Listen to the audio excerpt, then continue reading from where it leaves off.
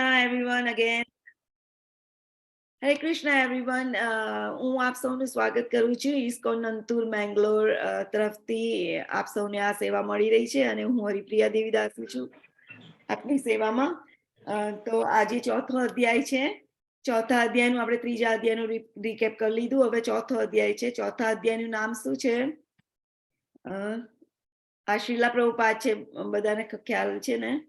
અને એમના દ્વારા આપણને આ જે એજ્યુકેશન મળી રહ્યું છે એમના દ્વારા મળી રહ્યું છે, કેમ કે એમણે આ ભગવદ ગીતાને એટલી સારી એક્સપ્લેન કરી છે, આપણી સુધી શક્તિ પહોંચાડી છે. તો એમને વંદન કરીએ અને આગળ જઈએ. ચલો મંગલાચરણ કોઈને ગાવું છે? જોઈજન ગવાશે. એનો હેન્ડ રેઝ હોય તો મને કોઈ તો ખ્યાલ આવશે. કોઈ બોલો કોઈને ગાવું હોય તો.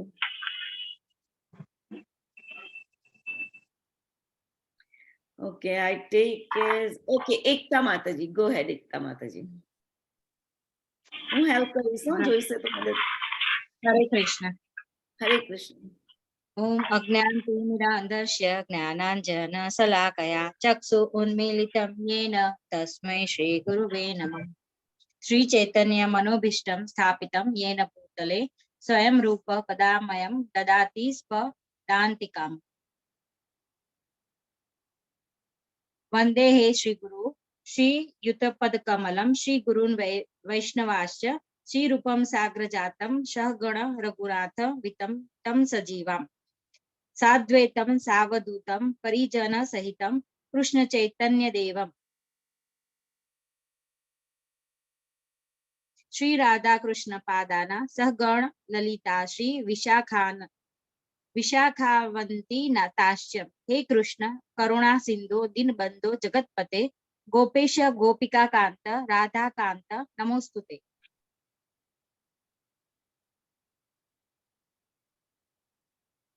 તપ્ત કાંચન ગૌરાંગી રાધે વૃંદાવનેશ્વરી વૃષભાનુ સુતે દેવી પ્રણમામિ હરિપ્રિયે. વાંછા કલ્પતરુભ્યમ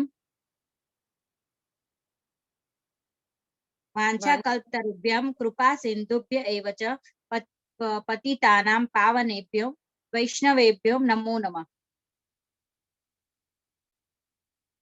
શ્રી કૃષ્ણ ચૈતન્ય પ્રભુ નિત્યાનંદ શ્રી અદ્વૈત ગદાધર શિવાસાદિ ગૌર ભક્ત વૃંદ. હરે કૃષ્ણ કૃષ્ણ કૃષ્ણ હરે હરે હરે રામ રામ રામ હરે હરે. હરે કૃષ્ણ. હરે Krishna. Very nice, very nice. પણ બધાને આ બોલવામાં થોડીક આપણે જોઈ જવું છે. હું પહેલેથી જોઈ લઉં, ધ્યાન રાખજો. ઓમ અજ્ઞાન તિમિરાંધસ્ય જ્ઞાનમ જન, અહીંયા માથે મીંડું હોય એટલે જ્ઞાનમ જન જય શ્લાકયા ચક્ષુરુન્મીલિતમ યેન તસ્મૈ શ્રી ગુરુવે નમઃ. શ્રી ચૈતન્ય મનોભીષ્ટમ સ્થાપિતમ યેન ભૂતલે સ્વયં રૂપ કદામહ્યમ દદાતિ સ્વપદાંતિકમ. વંદે હમ કેમ કે હના માથે મીંડું છે. શ્રી ગુરુ શ્રીયુત પદકમલમ શ્રી ગુરુ વૈષ્ણવાંશ્ચ શ્રી રૂપમ સાગરજાતમ સહગણ રઘુનાથાન અહીંયા રસોઈ બહાર કાઢ નાખવાની છે, ન અહીંયા એડ કરી દે. નાથાન વિતમ તમ સજીવમ સાદ્વૈતમ સાવધૂતમ પરિજન સહિતમ કૃષ્ણ ચૈતન્ય દેવમ શ્રી રાધા કૃષ્ણ પાદાન સહગણ લલિતા શ્રી વિશાખાન વિતાંશ્ચ. હે કૃષ્ણ કરુણા સિંધો દીન બંધો જગતપતે ગોપેશ ગોપિકા કાંત રાધા કાંત નમોસ્તુતે. તપ્ત કાંચન ગૌરાંગી રાધે વૃંદાવનેશ્વરી વૃષભાનુ સુતે દેવી પ્રણમામિ હરિપ્રિયે. વાંછા કલ્પતરુભ્યશ્ચ કૃપા સિંધુભ્ય એવ ચ પતિતાનાં પાવનેભ્યો વૈષ્ણવેભ્યો નમો નમઃ. જય શ્રી કૃષ્ણ ચૈતન્ય પ્રભુ નિત્યાનંદ શ્રી અદ્વૈત ગદાધર શ્રીવાસાદિ ગૌર ભક્તવૃંદ. હરે કૃષ્ણ કૃષ્ણ કૃષ્ણ હરે હરે હરે રામ રામ રામ હરે હરે. તો એકતા માતાજી બહુ સરસ ટ્રાય કર્યો. થેન્ક યુ સો મચ એકતા માતાજી. હરે કૃષ્ણ. હરે Krishna. So let's start our session. અધ્યાય 4 દિવ્ય જ્ઞાન. તો આની અંદર હવે શેની વાત થઈ છે? તો 1 થી 4 શ્લોકમાં ગુણાતીત જ્ઞાનનો વંશ એટલે કે ગુરુ પરંપરાની વાત થઈ છે. પછી 5 થી 10 શ્લોકમાં ભગવાનના દેખાવનો દેવી સ્વભાવ એટલે ભગવાન કેવા છે, કેમ જન્મ લે છે, શેની માટે આવે છે એની વાત થઈ છે. પછી 11 થી 15 શ્લોકમાં બધા એમના માર્ગોના સર્જક એટલે મીન્સ બધું એમના દ્વારા બનાયેલું છે અને પરાકાષ્ઠા દેખાડી છે. પછી 16 થી 24 શ્લોકમાં જ્ઞાનના મંચ પર કર્મને સમજવું એટલે કર્મ શું છે, વિકર્મ શું છે, અકર્મ શું છે એ બધું સમજવાનું વર્ણન થયું છે. પછી 25 થી 42 યજ્ઞ દ્વારા જ્ઞાન પ્રાપ્તિ, કયો યજ્ઞ કરવાથી જ્ઞાન પ્રાપ્તિ થાય એની વાત કરી છે. અને પછી યજ્ઞ પ્રાપ્ત કરવાની પદ્ધતિ, પરિણામો અને મહિમાની વાત કરી છે કે કેવી રીતે આપણે ગુરુને શરણે જવું જોઈએ, કેવી રીતે એમને પૂછવું જોઈએ, પ્રશ્ન કરવા જોઈએ આત્મ સાક્ષાત્કાર માટે. તો એ 34 થી 42 શ્લોકમાં વાત થઈ છે. Okay, let's go. સો બજારમાં ઘણી બધી આવૃત્તિઓ ભગવદ્ ગીતાની ઉપલબ્ધ છે, રાઈટ? કેટલી બધી છે. તો પ્રભુપાદે આ નવી કેમ બનાવી અને આ કેમ, આ ભગવદ્ ગીતા જ કેમ યોગ્ય છે, ઇસ્કોનની ભગવદ્ ગીતા કેમ યોગ્ય છે, એનું કોઈ કહેશે? કોઈ આઈડિયા? હરે કૃષ્ણ માતાજી. હરે કૃષ્ણ પ્રભુજી. માતાજી, આ ગીતા એ જ છે જે ભગવાને બોલેલી છે એ રીતે જ ગુરુ પરંપરામાં છે, એટલે હરે કૃષ્ણ. હરે કૃષ્ણ. બીજા કોઈ? હરે કૃષ્ણ. હરે કૃષ્ણ. કૃષ્ણ ભગવાનના સ્વયં મુખેથી બોલાયેલી છે એટલે તે શ્રેષ્ઠ છે. ઓકે, બીજું કોઈ?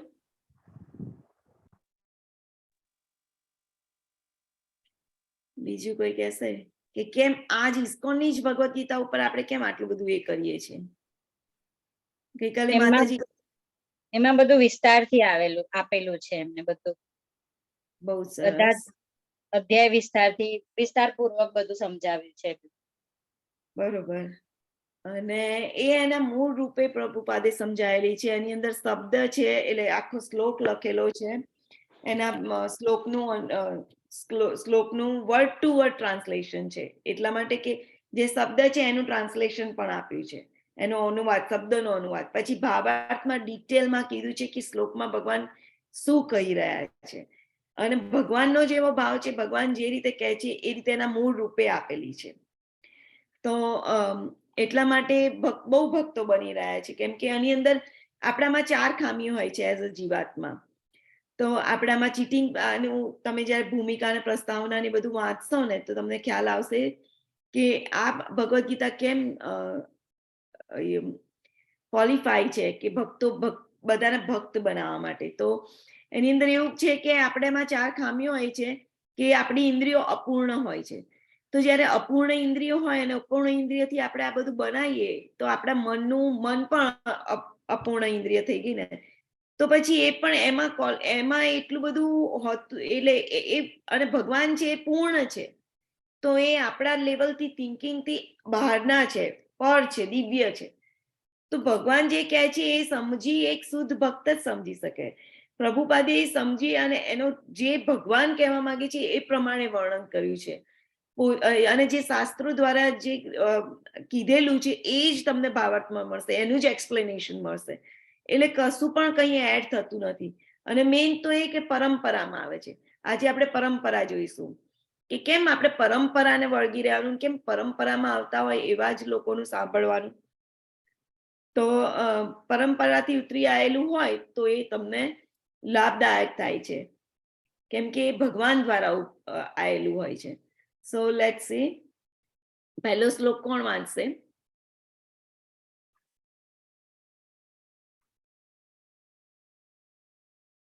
કોઈ ટુ પાર્ટિસિપેટ હેન્ડ રેઝ, મને અહીંયા ખબર જ નહીં પડે.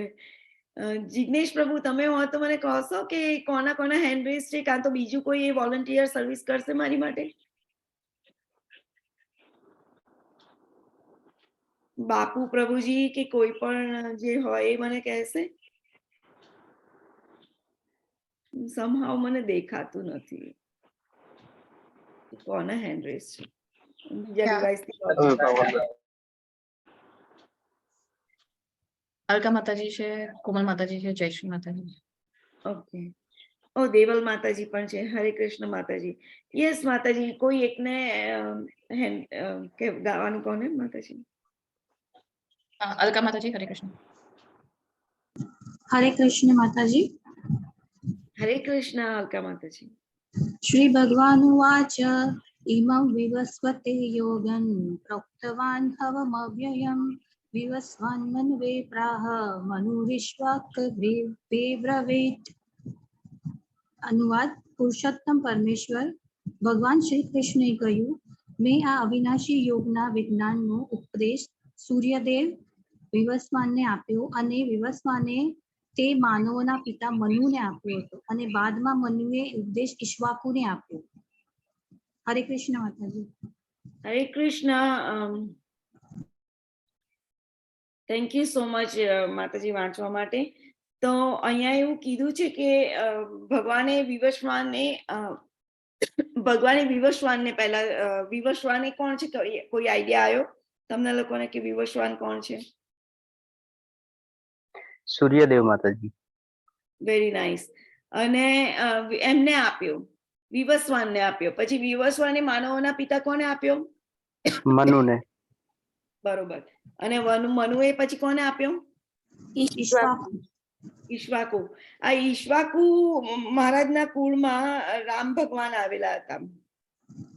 એટલે પણ આ જે સૂર્યદેવ છે આ માનવોના પિતા મનુ છે જે બ્રહ્માજીના પુત્ર છે અને ઈક્ષ્વાકુને આપ્યો. બરોબર. તો ભગવાને વર્ષો પહેલા એમને ભગવદ ગીતા કહી દીધેલી હતી અને હવે ફરીથી કહે છે. તો લેટ્સ ગો. આ કોણ વાંચશે બીજો શ્લોક? યસ કોમલ માતાજી. હું વાંચું? હા વાંચો. एवं परंपरा प्राप्तिं राजश्रो विदुः छ काले नेह महत्ता योगो नष्ट परंतके. अनुवाद. એ રીતે હે અર્જુન, આ પરમ વિજ્ઞાનના ગુરુ શિષ્ય પરંપરા દ્વારા પ્રાપ્ત થયું અને રાજશ્રીઓએ એ જ રીતે જાણ્યું, પરંતુ કાળાંતરે આ પરંપરા તૂટી ગઈ અને તેથી આ વિજ્ઞાન અર્થાત રૂપમાં લુપ્ત થયેલું જણાય છે. હરે કૃષ્ણ માતાજી. હરે કૃષ્ણ. તો પછી આવી રીતે જે ભગવાને જ્ઞાન આપેલું એ શું થઈ ગયું? લુપ્ત તૂટી થઈ ગયું. અને આ પરંપરા દ્વારા આવ્યું. કેમ પરંપરા દ્વારા? કેમ કે ભગવાન ખુદે એમને જ્ઞાન આપ્યું છે સૂર્યદેવને. સૂર્યદેવનું નામ વિવસ્વાન છે. સો એ લુપ્ત થઈ ગયું કાળાંતરે. બરોબર. પરંપરા તૂટી ગઈ. તો અહીંયા આપણે ક્વેશ્ચન થાય કે હવે તો પછી પરંપરા તૂટી ગઈ તો હવે આ બધા જે ગુરુઓ કહેવાય, રાઈટ, એમના દ્વારા ઉતરી આવ્યું અને આની અંદર જે ઉતરી આવ્યું એ છેક નીચે સુધી આવે. આપણે જોઈએ હમણાં આગળ. તો હવે આની અંદર ક્વેશ્ચન ઉભો થાય છે કે તમે સાચા ગુરુને કેવી રીતે ઓળખશો? તમારે સાચા ગુરુને ઓળખવા હોય તો તમે કેવી રીતે ઓળખો? કોઈ જલ્દીથી આન્સર આપશે? યસ જયશ્રી માતાજી. સાચા ગુરુને ઓળખવા માટે તે ઠપકો નથી આપતા, જે કૃષ્ણ ભગવાને અર્જુનને સમજાવ્યું છે કે ઠપકો નથી આપતા ને જયારે શરણાગત થાય છે ને ત્યારે સાચું જ્ઞાન આપે છે. હા, ગઈકાલે જોયું ને કે ભગવાનનો કેવો ગુણ હતો કે ઠપકો નતા આપતા. એટલે સારા શ્રેષ્ઠ ગુરુના અમુક લક્ષણ છે, રાઈટ. ઠપકો ના આપે, પણ ઘણી વખત ગુરુ ઠપકો પણ આપે, પણ આ કાનાના લક્ષણ કીધેલા અને સ્મિત પૂર્વક જવાબ આપે છે. સો પણ એ પરંપરામાં આવતા હોય તો એમને ગુરુ તરીકે સ્વીકારાય. કેમ કે જો અહીંયા ભગવાને આપ્યું છે, જ્યારે ભગવાન જ્ઞાન આપે ને એવી પરંપરામાંથી આવે ને તો તમને સાચું જ્ઞાન મળે. બરોબર. તો હવે એ પરંપરા કઈ છે? તો અહીંયા દેખાડ્યું છે, સંપ્રદાયની વાત કરી છે. હવે હું આ શ્લોક આખા વાંચતી નથી, પણ અહીંયા સંપ્રદાયની વાત કરી છે. તો અહીંયા જે 4 સંપ્રદાય છે એ કયા કયા સંપ્રદાય છે? તો જે કાના દ્વારા આવી ગયા છે. હું આને ઝૂમ કરવાની કોશિશ કરું છું, નથી થતું મારાથી. ઓકે. તો ઓકે, આઈ થિંક તમે બરાબર વાંચી શકતા હશો. તો અહીંયા લોર્ડ કૃષ્ણ છે એટલે કાનાએ 4 જણાને ભગવદ્ ગીતા કીધી. તો કોને કીધું? પહેલા બ્રહ્માજીને કીધી, લક્ષ્મીજીને કીધી, શંકર ભગવાનને કીધી અને 4 કુમારોને કીધી. જે 4 કુમારો બ્રહ્માજીના જ છોકરા છે. શંકર ભગવાન એ બ્રહ્માજીના બાળક પુત્ર છે. તો આ 4 જણાને ભગવાને ભગવદ્ ગીતા કીધી, બીજા કોઈને કીધી નથી. ઓકે, વિવસ્વાનને કીધેલી. એનીવે, તો પછી અત્યારે આ પરંપરા ઉતરી આવી છે અને હજી સુધી એ પરંપરા ચાલે છે. તો આ જે બ્રહ્માજી છે એમના પરંપરાના ગુરુ કોણ છે, આચાર્ય કોણ છે? તો માધવાચાર્ય. લક્ષ્મીજીના જે સંપ્રદાય છે એના આચાર્ય કોણ છે? તો રામાનુજાચાર્ય. શંકર ભગવાનના સંપ્રદાય છે એનો આચાર્ય કોણ છે? વિષ્ણુ સ્વામી. અને 4 કુમારોના આચાર્યનું નામ શું છે? નિંબાર્કાચાર્ય. તો આ જે 4 આચાર્યો જે સંપ્રદાયમાં હોય એ સંપ્રદાય એટલે આ જે પરંપરા થ્રુ આવેલો હોય એ ગણાય. બરોબર? તો આપણે જે છે ઇસ્કોનનું જે સંપ્રદાય છે એ કઈ પરંપરામાંથી આવ્યો છે? બ્રહ્મ માધવ ગૌડીય સંપ્રદાય. એટલે બ્રહ્માજીએ માધવાચાર્યને આપ્યું જ્ઞાન, ભગવાને એમને આપ્યું, એમનાથી નારદજીને ગયું, નારદજીથી વ્યાસદેવને ગયું. એવી રીતે આપણે મેં નતું કીધું કે પહેલા અધ્યાયની આગળનું જે પાનું છે, સામેનું પાનું, એની ઉપર લખેલો છે આખો સંપ્રદાય. એવી રીતે બધો ઉતરી આવ્યો. તો અને એ આ સંપ્રદાયનું મેઇન શું રીઝન હોય છે કે એ લોકો એમનું ખુદનું ના કહે, ભગવાને જેવું એમને કીધું છે એવું જ એમના શિષ્યને કહે. અને એ શિષ્ય પણ એ જ તેમ કહે, કશું પણ વચ્ચે એડ ના કરે. કેમ કે આ યાદ છે ને કે આપણામાં ખામીઓ છે અને એમાંની એક ખામી કઈ છે કે આપણી ઇન્દ્રિયો અપૂર્ણ છે. એટલે એ અપૂર્ણ ઇન્દ્રિયથી આપણે જે પર છે, જે ભગવાન છે, જે દિવ્ય છે, એમના જ્ઞાન એમને પામી ના શકીએ. જેમ કુવામાં દેડકો રહેતો હોય તો એને એની એટલું જ નોલેજ હોય, પણ એને કોઈ આઈડિયા ના હોય કે ત્યાં દરિયો પણ બહાર છે, કે આવી રીતનો મોટો સાગર હોય છે, આટલો ઊંડો હોય છે, એના આટલી બધી માછલીઓ હોય છે, આવું હોય છે, એવું એને કશો જ આઈડિયા ના હોય. એટલે આપણે આ જગતમાં આપણે બધું જીવ છે, આપણે ભગવાન દિવ્ય છે એ આપણે સમજી જ ના શકીએ. આપણે 3 ગુણોથી બંધાયેલા છે એટલે આપણે કંઈ સમજી ના શકીએ. આપણાથી આપણા બુદ્ધિની બહારની વસ્તુ છે. સો એટલે ભગવાને જે કીધું છે એ પ્રમાણે આપણે સમજીએ અને એ આપીએ તો એ માણસને ભગવાન જોડે જવા માટે મદદ થઈ જાય. એટલે એને એટલા માટે ગુરુ પરંપરા કહેવાય. એટલે પ્રભુપાદ પણ ગુરુ પરંપરા, આજે બ્રહ્માજીની ગુરુ પરંપરા છે એમાંથી આવી રહ્યા છે. બ્રહ્મ માધવ ગૌડીય સંપ્રદાય કહે છે એટલે એમાંથી આવી રહ્યા છે. જે પુષ્ટિ માર્ગ છે, જે પુષ્ટિ માર્ગના લોકો છે, વલ્લભ સંપ્રદાય વાળા, એ લોકો શંકર ભગવાન થ્રુ આવી રહ્યા છે. એના મેઇન આચાર્ય વિષ્ણુ સ્વામી છે અને એમની પરંપરામાં વલ્લભાચાર્ય આવે છે, જે કાનાનું બાળ સ્વરૂપે પૂજા કરે છે. So let's go to another slide. Okay, તો આ જે બ્રહ્મ માધવ ગૌડીય સંપ્રદાય છે એનું અહીંયા કીધું છે કે કઈ રીતે આવ્યું. તો કાનાએ બ્રહ્માજીને કીધું. હવે બ્રહ્માજીએ કોને કીધું? નારદજીને, પછી વ્યાસજીને, પછી માધવાચાર્યને, પછી પદ્મનાભજીને, પછી એવી રીતે આખું બધાની જોડે જઈ બધા આવી રીતે સંપ્રદાયમાં થઈ અને પછી અહીંયા આપણા વિશ્વનાથ ચક્રવર્તી ઠાકોર આવે છે, પછી જગન્નાથદાસ બાબાજી આવે છે, પછી ભક્તિ વિનોદ ઠાકોર આવે છે. ગઈકાલે ભક્તિ વિનોદ ઠાકોરની વાત કરી કે મેજિસ્ટ્રેટ હતા અને ગૃહસ્થ પણ હતા. તો પછી ગૌર કિશોર બાબાજીનું, એમના શિષ્ય ગૌર કિશોર બાબાજી, એમના શિષ્ય ભક્તિ સિદ્ધાંત સરસ્વતી ઠાકોર, એમના શિષ્ય પ્રભુપાદ અને પ્રભુપાદના શિષ્ય જય પતાકા મહારાજ, જય પતાકા મહારાજના શિષ્ય નામાનિષ્ઠ પ્રભુ, જેમણે આ ડિઝાઇન, આ કોર્સ ડિઝાઇન કર્યો છે અને આપણી જોડે આ ભગવદ્ ગીતાનું જ્ઞાન મળે છે. બરોબર? તો એ એવી પરંપરા થ્રુ લઈએ તો આપણે ભગવાન જોડે પાછા જઈ શકીએ. કેમ કે એ પરંપરા આવી છે જ ભગવાન જોડેથી. તો જેની જોડેથી આવ્યું એની જોડે જઈ શકાય ને. પછી બીજો બધો રસ્તે જઈએ તો એ આપણે કંઈ કામમાં આવતું નથી, કેમ કે એનાથી ફુલ્લી જ્ઞાન મળતું નથી. So let's go to another slide.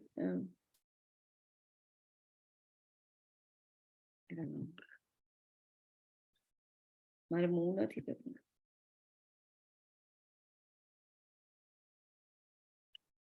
Okay, આ ષડ ગોસ્વામી છે. તો ષડ ગોસ્વામી કયા છે? તો આપણે જ્યારે બોલીએ છીએ કે વંદેહમ શ્રી ગુરુ શ્રી યુતપદગોલમ શ્રી ગુરુ વૈષ્ણવાંશ્ચ શ્રી રૂપમ સાગર જાતમ સગળ રઘુનાથાન્વિતમ રઘુનાથ દાસ ગોસ્વામી રઘુનાથાન્વિતમ તમ સજીવમ સાધ્યતમ સાવધૂતમ પરિજન સહિતમ કૃષ્ણ ચૈતન્ય દેવમ શ્રી રાધા કૃષ્ણ પાદાન સગળ લલિતા વિશાખામિતાંશ છે. એની અંદર બધા સર ગોસ્વામીના નામ આવી જાય છે. આપણે એમને પ્રણામ કરીએ છીએ. તો કયા કયા ગોસ્વામી છે? સનાતન ગોસ્વામી, જીવ ગોસ્વામી, પછી રઘુનાથ દાસ ગોસ્વામી, રઘુનાથ ભટ્ટ ગોસ્વામી આચાર્ય થયા, પછી ગોપાલ ભટ્ટ ગોસ્વામી અને જીવ ગોસ્વામી થઈ ગયા ને, અને શ્રી રૂપ ગોસ્વામી. રૂપ, સનાતન, જીવ, ગોપાલ ભટ્ટ, રઘુનાથ દાસ, રઘુનાથ ભટ્ટ, આમ છ ગોસ્વામી છે ગુરુ પરંપરામાં. અને પછી એના પછી પ્રભુપાદનું ભક્તિ સિદ્ધાંત સરસ્વતી ઠાકોર ને એવી રીતે આવે છે. ઓકે. અને ભગવદ ગીતા સમજવા, હવે વાત કરીએ ભગવદ ગીતા સમજવાની લાયકાત. તો આપણે જે આ 4 પરંપરામાં આવે છે, અરે એ જ માણસ ભગવદ ગીતાનું જ્ઞાન સમજી શકે છે, કેમ કે એ એકદમ શુદ્ધ હોય છે જ્ઞાન. તમે બહારથી ક્યાંયથી પણ સાંભળેલું હોય તો એનું શ્યોર નથી કે કયા સંપ્રદાયમાંથી આવે છે, પહેલા ચેક કરવું પડે. અને આ મેઇન સંપ્રદાયો છે. પછી બધા પડી ગયેલા અત્યારના બનાવેલા સંપ્રદાયો મેઇન ના કહેવાય. તમારે એનું પાછળનું એનું મૂળ કારણ જોવું પડે. જેમ કે પુષ્ટિ માર્ગ પકડો કે ઇસ્કોન પકડો કે કંઈ પણ પકડો, તો તમારે જાણવું પડે કે કયા સંપ્રદાયમાંથી આવે છે. નહીં તો તમને એ જ્ઞાન, શુદ્ધ જ્ઞાન કઈ રીતે મળે? એ તો માણસ એનું ખુદનું પણ બોલતો હોય. તો ભગવાનની જોડે જવા માટે ભગવાને આપેલું જ્ઞાન ગ્રહણ કરવું જોઈએ. ઓકે. તો આપણે ભગવદ ગીતાની સમજવાની લાયકાત શું છે? તો સ એવાયમ માયા તે દય યોગ પ્રોક્ત પુરાતન ભક્તો સીમે સખા ચેતી રહસ્યમ હેતદુત્તમમ. અહીંયા ભગવદ ગીતાને સમજવાની શું લાયકાત છે? શું લાયકાત હતી અર્જુનજીની? કોણ છે અર્જુનજી? એમનો શું સંબંધ છે કાના જોડે? કોઈનો હેન્ડ? મિત્ર મિત્ર છે, બરોબર. અને શિષ્ય પણ બન્યા ને? ભક્ત પણ. હું બોલી ગુરુ શિષ્ય માતાજી. હા. અને અહીંયા મેઇન કાને શું કે છે? ભક્તો સી મેં સખા ચેતી. ભક્ત છું તું મારો અને સખા છું, ફ્રેન્ડ છે. એટલા માટે હું આ દિવ્ય રહસ્ય, કયું દિવ્ય રહસ્ય? આ દિવ્ય જ્ઞાન સમજાઈ રહ્યો છું. સો આપણે ભગવાનના ભક્ત અને સખા છે, એટલા માટે અર્જુનજીને આ જ્ઞાન મળેલું. હવે બીજી વસ્તુ, આ કોણ વાંચશે આ શ્લોક?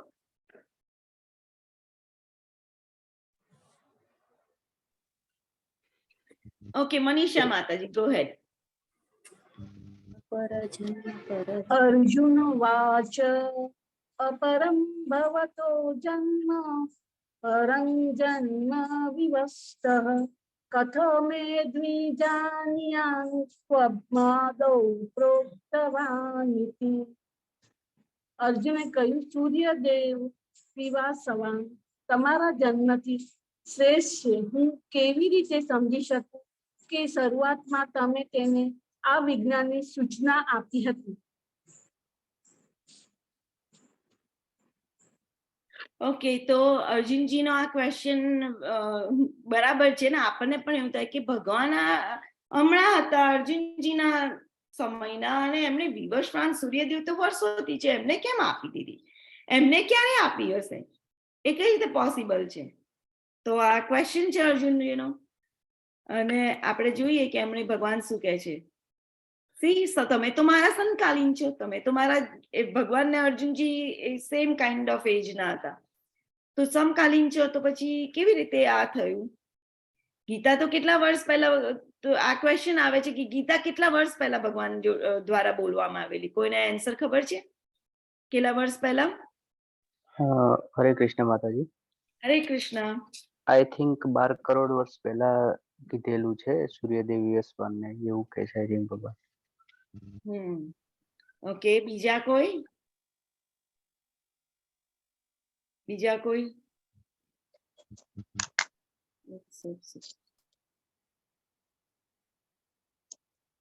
ઓકે. કોઈનો હેન્ડ રેઝ નથી અને કોઈ બોલતું નથી. તો ભગવાને અર્જુનને જે 5000 વર્ષ પહેલા 5000 વર્ષ પહેલા ભગવાને અર્જુનજીને ત્યારે કીધેલી, પણ વિવસ્વાનજીને ક્યારે કીધેલી? 20 લાખ વર્ષ પહેલા. 20 lakh. Very good, Bapu Prabhu. So, Bapuji, can I say Bapuji to you? Okay, so એમને 20 લાખ વર્ષ પહેલા કીધેલી, so આપણે જોઈએ. ઓકે, તો કારણ કે બ્રહ્માજીને જો આપણના માતાજી છે ને 8,12,13,ના અને 5,000 વર્ષ આ ગયા, એટલે સમથિંગ 20,05,000 જેવું થયું વર્ષ. Very good, very good. તો બહુ સરસ. તો અહીંયા આપણે બ્રહ્માજીનો લાઈફ સ્પેન જોઈએ કે એમનું કેટલા વર્ષોનું એમની જીવન છે. તો એ 100 વર્ષનું જીવન હોય છે બ્રહ્માજીનું. તો એની અંદર શું થતું હોય છે? આ બધું બધાને બરોબર દેખાય છે? નાનું મોટું મને કહેતા રહેજો. તો જે બ્રહ્માજીનો એક આપણે દિવસ સમજીએ, એક દિવસ સમજીએ ને એવા 100 વર્ષ જીવે છે. સો એમના એક દિવ્ય યુગમાં 4 યુગો હોય છે. સત્યયુગ, ત્રેતાયુગ, દ્વાપરયુગ અને કલયુગ. બરોબર? તો અત્યારે કલયુગ ચાલી રહ્યો છે. તો કલયુગના યર્સ કેટલા છે? અહીંયા કેટલા દેખાડ્યા છે? 4,32,000. Very nice. અને એનાથી ડબલ કરીએ તો એ દ્વાપરયુગ છે. 8,64. અને એના કલયુગના 4,32,000 છે, એના 3 ગણા કરીએ તો આ ત્રેતાયુગ થઈ જાય. ફરીથી બોલો બાપુજી. ગણતરી કરી નથી પણ 12 લાખ સમથિંગ ઉપર છે. અહીંયા લખ્યું છે 12,96,1296 લાખ. સ્ક્રીન નથી જોતો માતાજી હું તો. ઓકે, ઓકે, તો પણ સરસ કહી રહ્યા છો. તો 12 લાખ વર્ષ થયા એના અને 3 ગણા. બરોબર? તો આના કલયુગના 4,32,000ના 4 ગણા એ સતયુગ થઈ જાય છે, 17 લાખ વર્ષ. આ બધાનો એક, આ બધાને ભેગા કરીએ તો આ 4 યુગોને ભેગા કરીએ તો એક દિવ્ય યુગ કહેવાય. બરોબર? હવે દિવ્ય યુગ થયો તો હવે મન્વંતર આવે છે. તો કેટલા મન્વંતર ભેગા કરીએ તો કેટલા દિવ્ય યુગ ભેગા કરીએ તો એક મન્વંતર થાય? અહીંયા લખ્યું છે 71. 71. એટલે 71 આવા જે આ 4 યુગો છે એ થાય. 4 યુગનો એક દિવ્ય યુગ બને. દિવ્ય યુગના 71 દિવ્ય યુગ ભેગા થાય ત્યારે એક મન્વંતર બને. ઓકે, એક મન્વંતરમાં એક મનુ હોય છે, એવા 14 મન્વંતર થાય, 14 મનુઓ થાય. હમણાં ના જોયો મનુને આપ્યો, વિવસ્વાને પોતાના પુત્ર મનુને આપ્યો. મનુ તો બ્રહ્માજીના પુત્ર હોય છે, પણ એનીવે વિવસ્વાને મનુને આપ્યો. તો મનુ 14 મનુઓ થાય છે બ્રહ્માજીના એક દિવસને. અને દિવસને શું કહેવાય? બ્રહ્માજીના એક દિવસને કલ્પ કહેવાય. હવે એ કલ્પ એટલે દિવસ થઈ. ઓકે, રાત્રિ નહીં. એટલે રાત્રિ પણ સેમ જ થાય. એટલે એક દિવસમાં 14 મન્વંતર, તો રાત્રિ પણ ગણી લઈએ તો 28 મન્વંતર થાય. ઓકે, અને આવા કલ્પો બ્રહ્માજીને ડે અને નાઇટ ભેગા કરીએ એવી 100 વર્ષ જીવે છે. પણ એક દિવસ ને રાત, એમનો એક જ દિવસ ને રાત 28 મન્વંતર નો હોય છે. તો પછી એવી રીતે આપણે કેલ્ક્યુલેશન કરીએ તો બધા બહુ જ કલ્પો થાય છે. તો એક કલ્પ બરાબર 28 મન્વંતર. અને અહીંયા 36,000 કલ્પાસ ઇઝ ડે ઓફ બ્રહ્મા. એક ડે માં 36,000 કલ્પ થાય છે. અને એટલા જ પાછા, એટલે 72,000 કલ્પાસ ઇક્વલ બ્રહ્માઝ વન લાઈફ. પછી બ્રહ્માજી પણ એમને એ પોઝિશન છોડવી પડે છે. એટલે બ્રહ્માજીની પણ પોઝિશન છે. અને એની સ્ટોરી પછી કહીશ, કેમ કે એની પણ સ્ટોરી છે કે બ્રહ્માજીની પણ એવું નથી કે બધી જગ્યાએ જુદા જુદા બ્રહ્માંડોમાં જુદા જુદા બ્રહ્માજી છે અને બધા જુદા જુદા મુખવાળા છે. એની પણ એક વાત આવે છે, એની પણ કથા આવે છે કે અત્યારે કહીશ તો બહુ લેટ થઈ જશે. જો ટાઈમ હશે તો પાછળથી કહીશ. હરે કૃષ્ણ માતાજી. પ્રભુજી. બ્રહ્માજીનું જીવન છે ને 155.52 ટ્રિલિયન વર્ષ થાય છે જીવન એમનું, બ્રહ્માજીનું ગણતરી પ્રમાણે. અને એમનો એક દિવસ છે એ 8.64 ટ્રિલિયન વર્ષ થાય છે. બહુ જ સરસ ગણતરી કરી તમે. હું આની અંદર હવે આવશે જે કે બ્રહ્માજીનું શું થાય છે, પણ બહુ સરસ ગણતરી કરી છે, તમે યાદ રાખ્યું છે. Thank you so much. તો let's go to another slide. અરે આ સ્લાઇડમાં ઓકે, તો હવે બ્રહ્માજીનું જીવનની વાત કરી તો બ્રહ્માજીના જીવનના કેટલા વર્ષ વીતી ગયા છે અત્યાર સુધીમાં? 155.52 ટ્રિલિયન યર. એટલે ટ્રિલિયન એટલે કરોડ વર્ષ કહેવાય. 155 કરોડ વર્ષ વીતી ગયા છે, જે 50 વર્ષ બ્રહ્માના 50 વર્ષ કહેવાય. અને 6 મન્વંતર પૂરા થઈ ગયા છે અત્યાર સુધીમાં. હમણાં મન્વંતર દેખાડ્યા ને, તો કેટલા મન્વંતર હતા? 14 મન્વંતર ઇક્વલ એક ડે કહેવાય, નાઇટ જુદી. એટલે 28 મન્વંતર ઇક્વલ એક કલ્પ કહેવાય. આમાં થોડુંક મગજ એ થઈ જાય એવું છે. એનીવે, અહીંયા કીધી છે બધી માહિતી કે એમને 6 મન્વંતર પૂરા થઈ ગયા છે અત્યાર સુધીમાં, વિચ ઇઝ 1851 મિલિયન યર, એટલા લાખો વર્ષ. પછી 4 યુગના 27 ચક્ર પૂરા થઈ ગયા છે અત્યાર સુધીની ગણતરી આપી છે, તો 116 લાખ વર્ષ થઈ ગયા છે. પછી સત્ય ત્રેતા દ્વાપર એની અવધિ કીધી છે, એ 3.888 લાખ વર્ષ થઈ ગયા. કલયુગનો સમય કેટલો વીતી ગયો છે? તો 5117 વર્ષ વીતી ગયા છે. અને બ્રહ્માજીનું જીવન 155.52 ટ્રિલિયન એટલે કરોડ યર્સ છે, તો એટલા વીતી ગયા છે. ઓકે, હવે મનુનું જીવન. મનુ કેટલું જીવે? તો 4 યુગના 27 ચક્ર પૂરા અત્યાર સુધીમાં થઈ ગયા છે. એનું અહીંયા મિલિયન યરમાં કીધું છે, 116 મિલિયન યર્સ. સત્ય ત્રેતા અને દ્વાપરના 3.888 મિલિયન યર્સ. આપણું વૈદિક સાહિત્ય એટલું બધું ડિટેલમાં છે કે આટલું બધું એમ કે કોઈના મનથી ઉદ્ભવ થયેલું નથી, એકદમ દિવ્ય છે. કેવું કેટલું બધું ડિટેલમાં તમને આપે છે નોલેજ, કે આટલા વર્ષ થઈ ગયા. આટલું આગળ આવશે કે કેટલી અહીંયાથી સૂર્યની અવધિ પણ કેટલી છે, બધું ભાગવતમાં દેખાડ્યું છે. બહુ સાયન્સ સમજવું હોય તો પણ કોઈએ વાંચવા જેવું છે આ બધું. અને મનુનું જીવન ટોટલી અત્યાર સુધીમાં 120.5331 મિલિયન યર થઈ ગયા છે. તો આની ઉપરથી સાબિત થાય છે કે મનુનો જન્મ પહેલા ભગવદ્ ગીતા ભગવાન દ્વારા તેમના શિષ્ય સૂર્યદેવ વિવસ્વાનને બોલવામાં આવી હતી કે મનુનો જન્મ થયો ને પહેલા સૂર્યદેવને કહેવામાં આવેલી. અહીંયા ચેટમાં દેવલ માતાજી ચેટમાં 4 જણાએ કશું લખ્યું છે, please check that for me. Okay, બ્રહ્માનો એક દિવસ કેટલા વર્ષનો હોય છે? તો બાપુજી તમે બોલશો? બ્રહ્માનો યસ પ્રભુ 8.64 મિલિયન. હા, અને 8.64 મિલિયન એટલે 864 કરોડ વર્ષ છે બ્રહ્માનો એક દિવસ. અને બ્રહ્માનો 1 કલાક કેટલા વર્ષનો છે? 36 કરોડ વર્ષનો. બ્રહ્માની 1 મિનિટ 6 લાખ વર્ષની, અરે 60 લાખ વર્ષની. અને 1 સેકન્ડ 1 લાખ વર્ષની. આપણા આટલા વર્ષ થાય, 1 લાખ વર્ષે બ્રહ્માજીની 1 જ સેકન્ડ થાય. ઓકે, તો એટલે કે કહેવામાં એવું આવે છે કે ગીતા પૃથ્વી પર આવી કેટલા, લગભગ એસ્ટિમેટ છે 20 લાખ વર્ષ પહેલા, જ્યારે પૃથ્વી પર આવી ત્યારે. Hare Krishna Mataji, I have a doubt. It won't be 20 lakh, it will be 120 lakhs. કારણ કે આપણે 120 million years કહે છે. હા, it would be પૃથ્વી પર આવવાની વાત ચાલે છે માતાજી, પૃથ્વી પર આવી. માતાજી પૃથ્વી પરની 20,05,000 છે ને? હા, જ્યારે પૃથ્વી પર આવી, ઉપરના લોકોની વાત નથી, પૃથ્વી પર એ ક્યારે આવી? કારણ કે ઇંગ્લિશમાં it is 120 million years, તો 120 મિલિયન યર્સ ઇક્વલ 12 લાખ વર્ષ કહેવાય માતાજી. તો પેલો છે બ્રહ્માજીનું છે ને?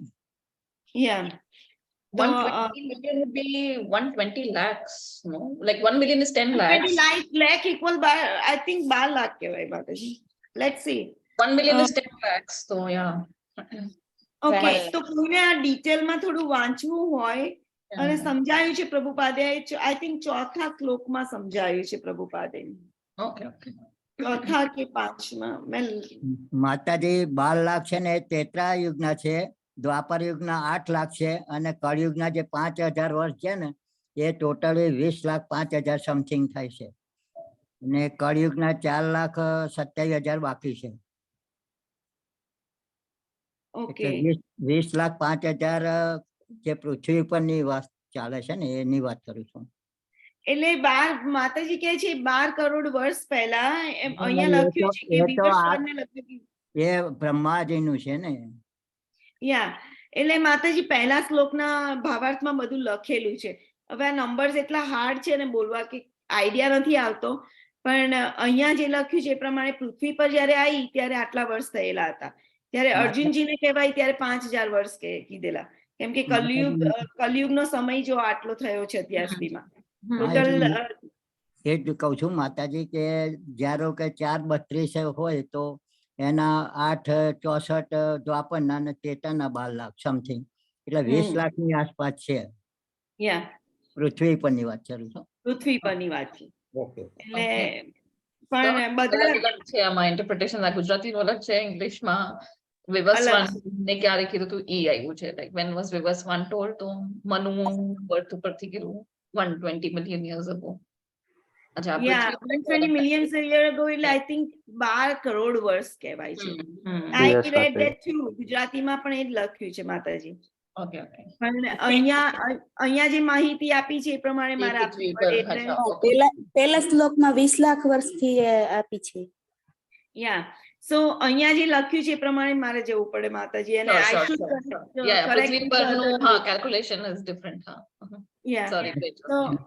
પણ એનીવે હેલો માતાજી, મેં લગભગ આ મારો ગણો ને 26 થી 36મો છે, એટલે 10મો મારો આ ક્લાસ છે.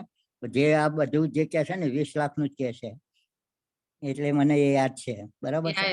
હા, એ પૃથ્વીનું મને કેલ્ક્યુલેશન નહોતું ખ્યાલ. હા, પૃથ્વીનું કેલ્ક્યુલેશન હું વાત કરું છું. ઓકે. એ તો પેલું તો બહુ આંકડા બહુ મોટા છે, 12 કરોડના ઉપરનું છે, એ તો બહુ ખ્યાલ નથી મને. એટલે આપણે આપણી હવે ગણતરી છોડી દઈએ અને આપણે એ સમજવાનું કે ભગવાને સૂર્યદેવને કીધેલી. હવે કેટલા વર્ષ પહેલા એ અહીંયા બધું લખ્યું છે, પણ બહુ આપણે શ્યોર ના હોઈએ, પણ અહીંયા લખ્યું છે એટલે બરોબર સ્ટડી સાથે જ આવેલું છે. એટલે આપણે આપણી સમજણ એટલી નથી તો આપણે કોઈ મોટા બીજા સિનિયર ડિવોટીને પૂછી અને કહી શકીએ, પણ અહીંયા જે લખ્યું છે એ જ આપણે કહી શકીએ માતાજી. સો ઓકે, આપણે જઈએ. થેન્ક યુ ફોર ક્વેરી માતાજી. સો આ કોણ વાંચશે આ શ્લોક? યસ કમલ પ્રભુ. હરે કૃષ્ણ માતાજી. હરે કૃષ્ણ. શ્રી ભગવાન ઉવાચ બહૂની મે વ્યતીતાની જન્માની તવ ચ અર્જુન તાન્યહમ વેદ સર્વાણી ન ત્વમ વેત્થ પરંતપ. અનુવાદ. શ્રી ભગવાન બોલ્યા કે તારા અને મારા અનેક જન્મો થઈ ચૂક્યા છે, હું તે બધાને યાદ રાખી શકું છું, પરંતુ હે પરંતપ તું તેને યાદ રાખી શકતો નથી. હરે કૃષ્ણ માતાજી. હરે કૃષ્ણ. થેન્ક યુ પ્રભુજી. તો ભગવાને કીધું કે મારા ને તારા ઘણા બધા જન્મ થઈ ગયા છે, હું એ યાદ રાખી શકું છું, પણ તું યાદ રાખી નથી શકતો. કેમ નથી રાખી શકતો? કેમ કે આપણે શરીર બદલીએ છીએ. આપણે શરીર બદલીએ એટલે આપણે ભૂલી જઈએ છીએ, પણ જ્યારે ભગવાનનું શરીર ને ભગવાન એક જ છે, અને એ જન્મ આપણી જેમ લેતા નથી ભૌતિક દેહમાં, એ તો એવા ને એવા જ આવે છે. સો ભગવાનને તો બધું યાદ હોય છે. ઓકે. કૃષ્ણ શાશ્વત છે, અજાત છે, ગોવિંદમાદિ પુરુષમ તમહમ ભજામી. એ ભગવાને બ્રહ્માજીને જ્ઞાન આપ્યું. ભગવાન જ બધાને આપનાર છે જ્ઞાન, તો પછી એમને તો એ ભગવાન છે. તો લેટ્સ ગો. હવે કૃષ્ણનું આગમન કેવી રીતે થાય છે, કૃષ્ણ કેવી રીતે આવે છે આ વર્લ્ડમાં, ભગવાન ક્યારે આવે છે, કેવી રીતે આવે છે, એની વાત કરી છે. તો આ કોણ વાંચશે? બધા બહુ જ સરસ દિવ્ય. હરે કૃષ્ણ માતાજી, વાંચું? યસ બાપુ, વાંચો. અજોપી સન્ય વ્યવયાત્મમ ભૂતા નામ્યેશ્વરોપી સન પ્રકૃતિમ સ્વામધેષ્ટાય સંભવાયાત્મમાયયા. હરે કૃષ્ણ માતાજી. હરે કૃષ્ણ. હવે આ કોણ? જોકે હું અજન્મા છું અને મારો દિવ્ય દેહ કદી નાશ પામતો નથી, તથા હું સર્વ જીવોનો સ્વામી છું, છતાં હું દરેક યુગમાં મારા દિવ્ય મૂળ રૂપમાં પ્રગટ થાઉં છું. હરે કૃષ્ણ. હરે કૃષ્ણ. Thank you. તો અજોપી, અજોપી એટલે અજોપી, અ પ્લસ જ, એટલે જ એટલે જન્મના. અજોપી સન અવ્યયાત્મા ભૂતાનામ ઈશ્વરોપી સન. તો ભૂતાનામ ઈશ્વરોપી સન એટલે બધા જીવોનો ઈશ્વર, બધાના ઈશ્વર, બધા જીવો. ભૂત એટલે જીવ, જીવભૂત, તો એના ઈશ્વર. ભૂતાનામ ઈશ્વરોપી સન. પ્રકૃતિ સ્વામ અધિષ્ઠાય, પ્રકૃતિના સ્વામી, એને કંટ્રોલ કરનાર. જે આ જે પ્રકૃતિ છે, આપણે મટીરિયલ નેચર દેખાય છે, પ્રકૃતિ 3 ગુણોની બનેલી છે, જે આપણે કંટ્રોલ કરે છે, એના સ્વામી છે કાનો.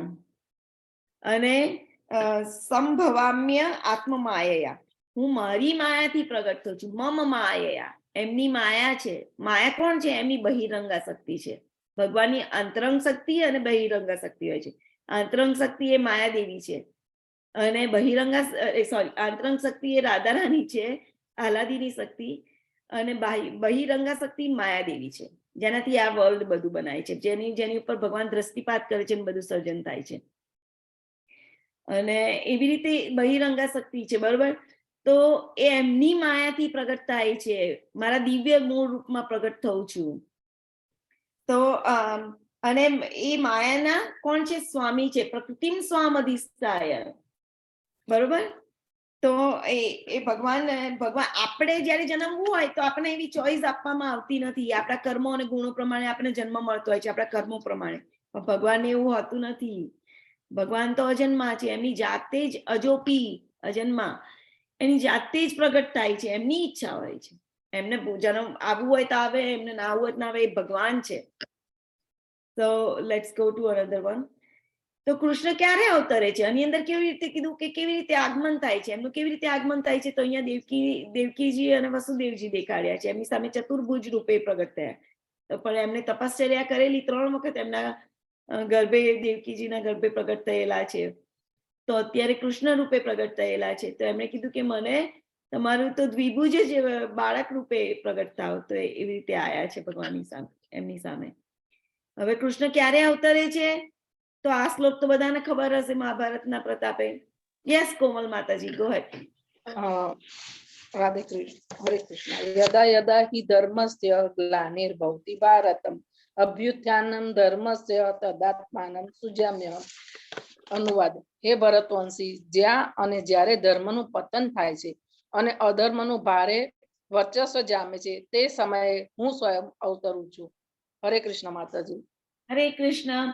તો એમ કે છે કે જ્યાં અને જ્યારે ધર્મનું પતન થાય છે, યદા યદા હિ ધર્મસ્ય ગ્લાનિર્ભવતિ ભારત અભ્યુત્થાનમ ધર્મસ્ય, હું અને અધર્મનું ભારે વર્ચસ્વ જામે છે, ત્યારે હું સ્વયં અવતરું છું. એટલે અહીંયા અત્યારે કાનાને અહીંયા કંસ છે, એ દેવકીજીને મારવા જાય છે જ્યારે આકાશવાણી થાય છે ત્યારે. અને વસુદેવજી એમની બોલવામાં બહુ જ સ્માર્ટ છે વસુદેવજી. એટલે એમને કહે છે કે ઓકે, તું એને ના મારીશ, એના બાળકો આવે ત્યારે એને મારજે, અને અમે તને એને સોંપી દઈશું. એવી રીતે એને મનાઈ લે છે. તો પણ ત્યારે એ પ્રગટ થાય છે. તો કોઈ કહેશે કે ભગવાનના 10 અવતારો છે, તો 10 અવતારો કયા કયા છે? જી માતાજી, કહું?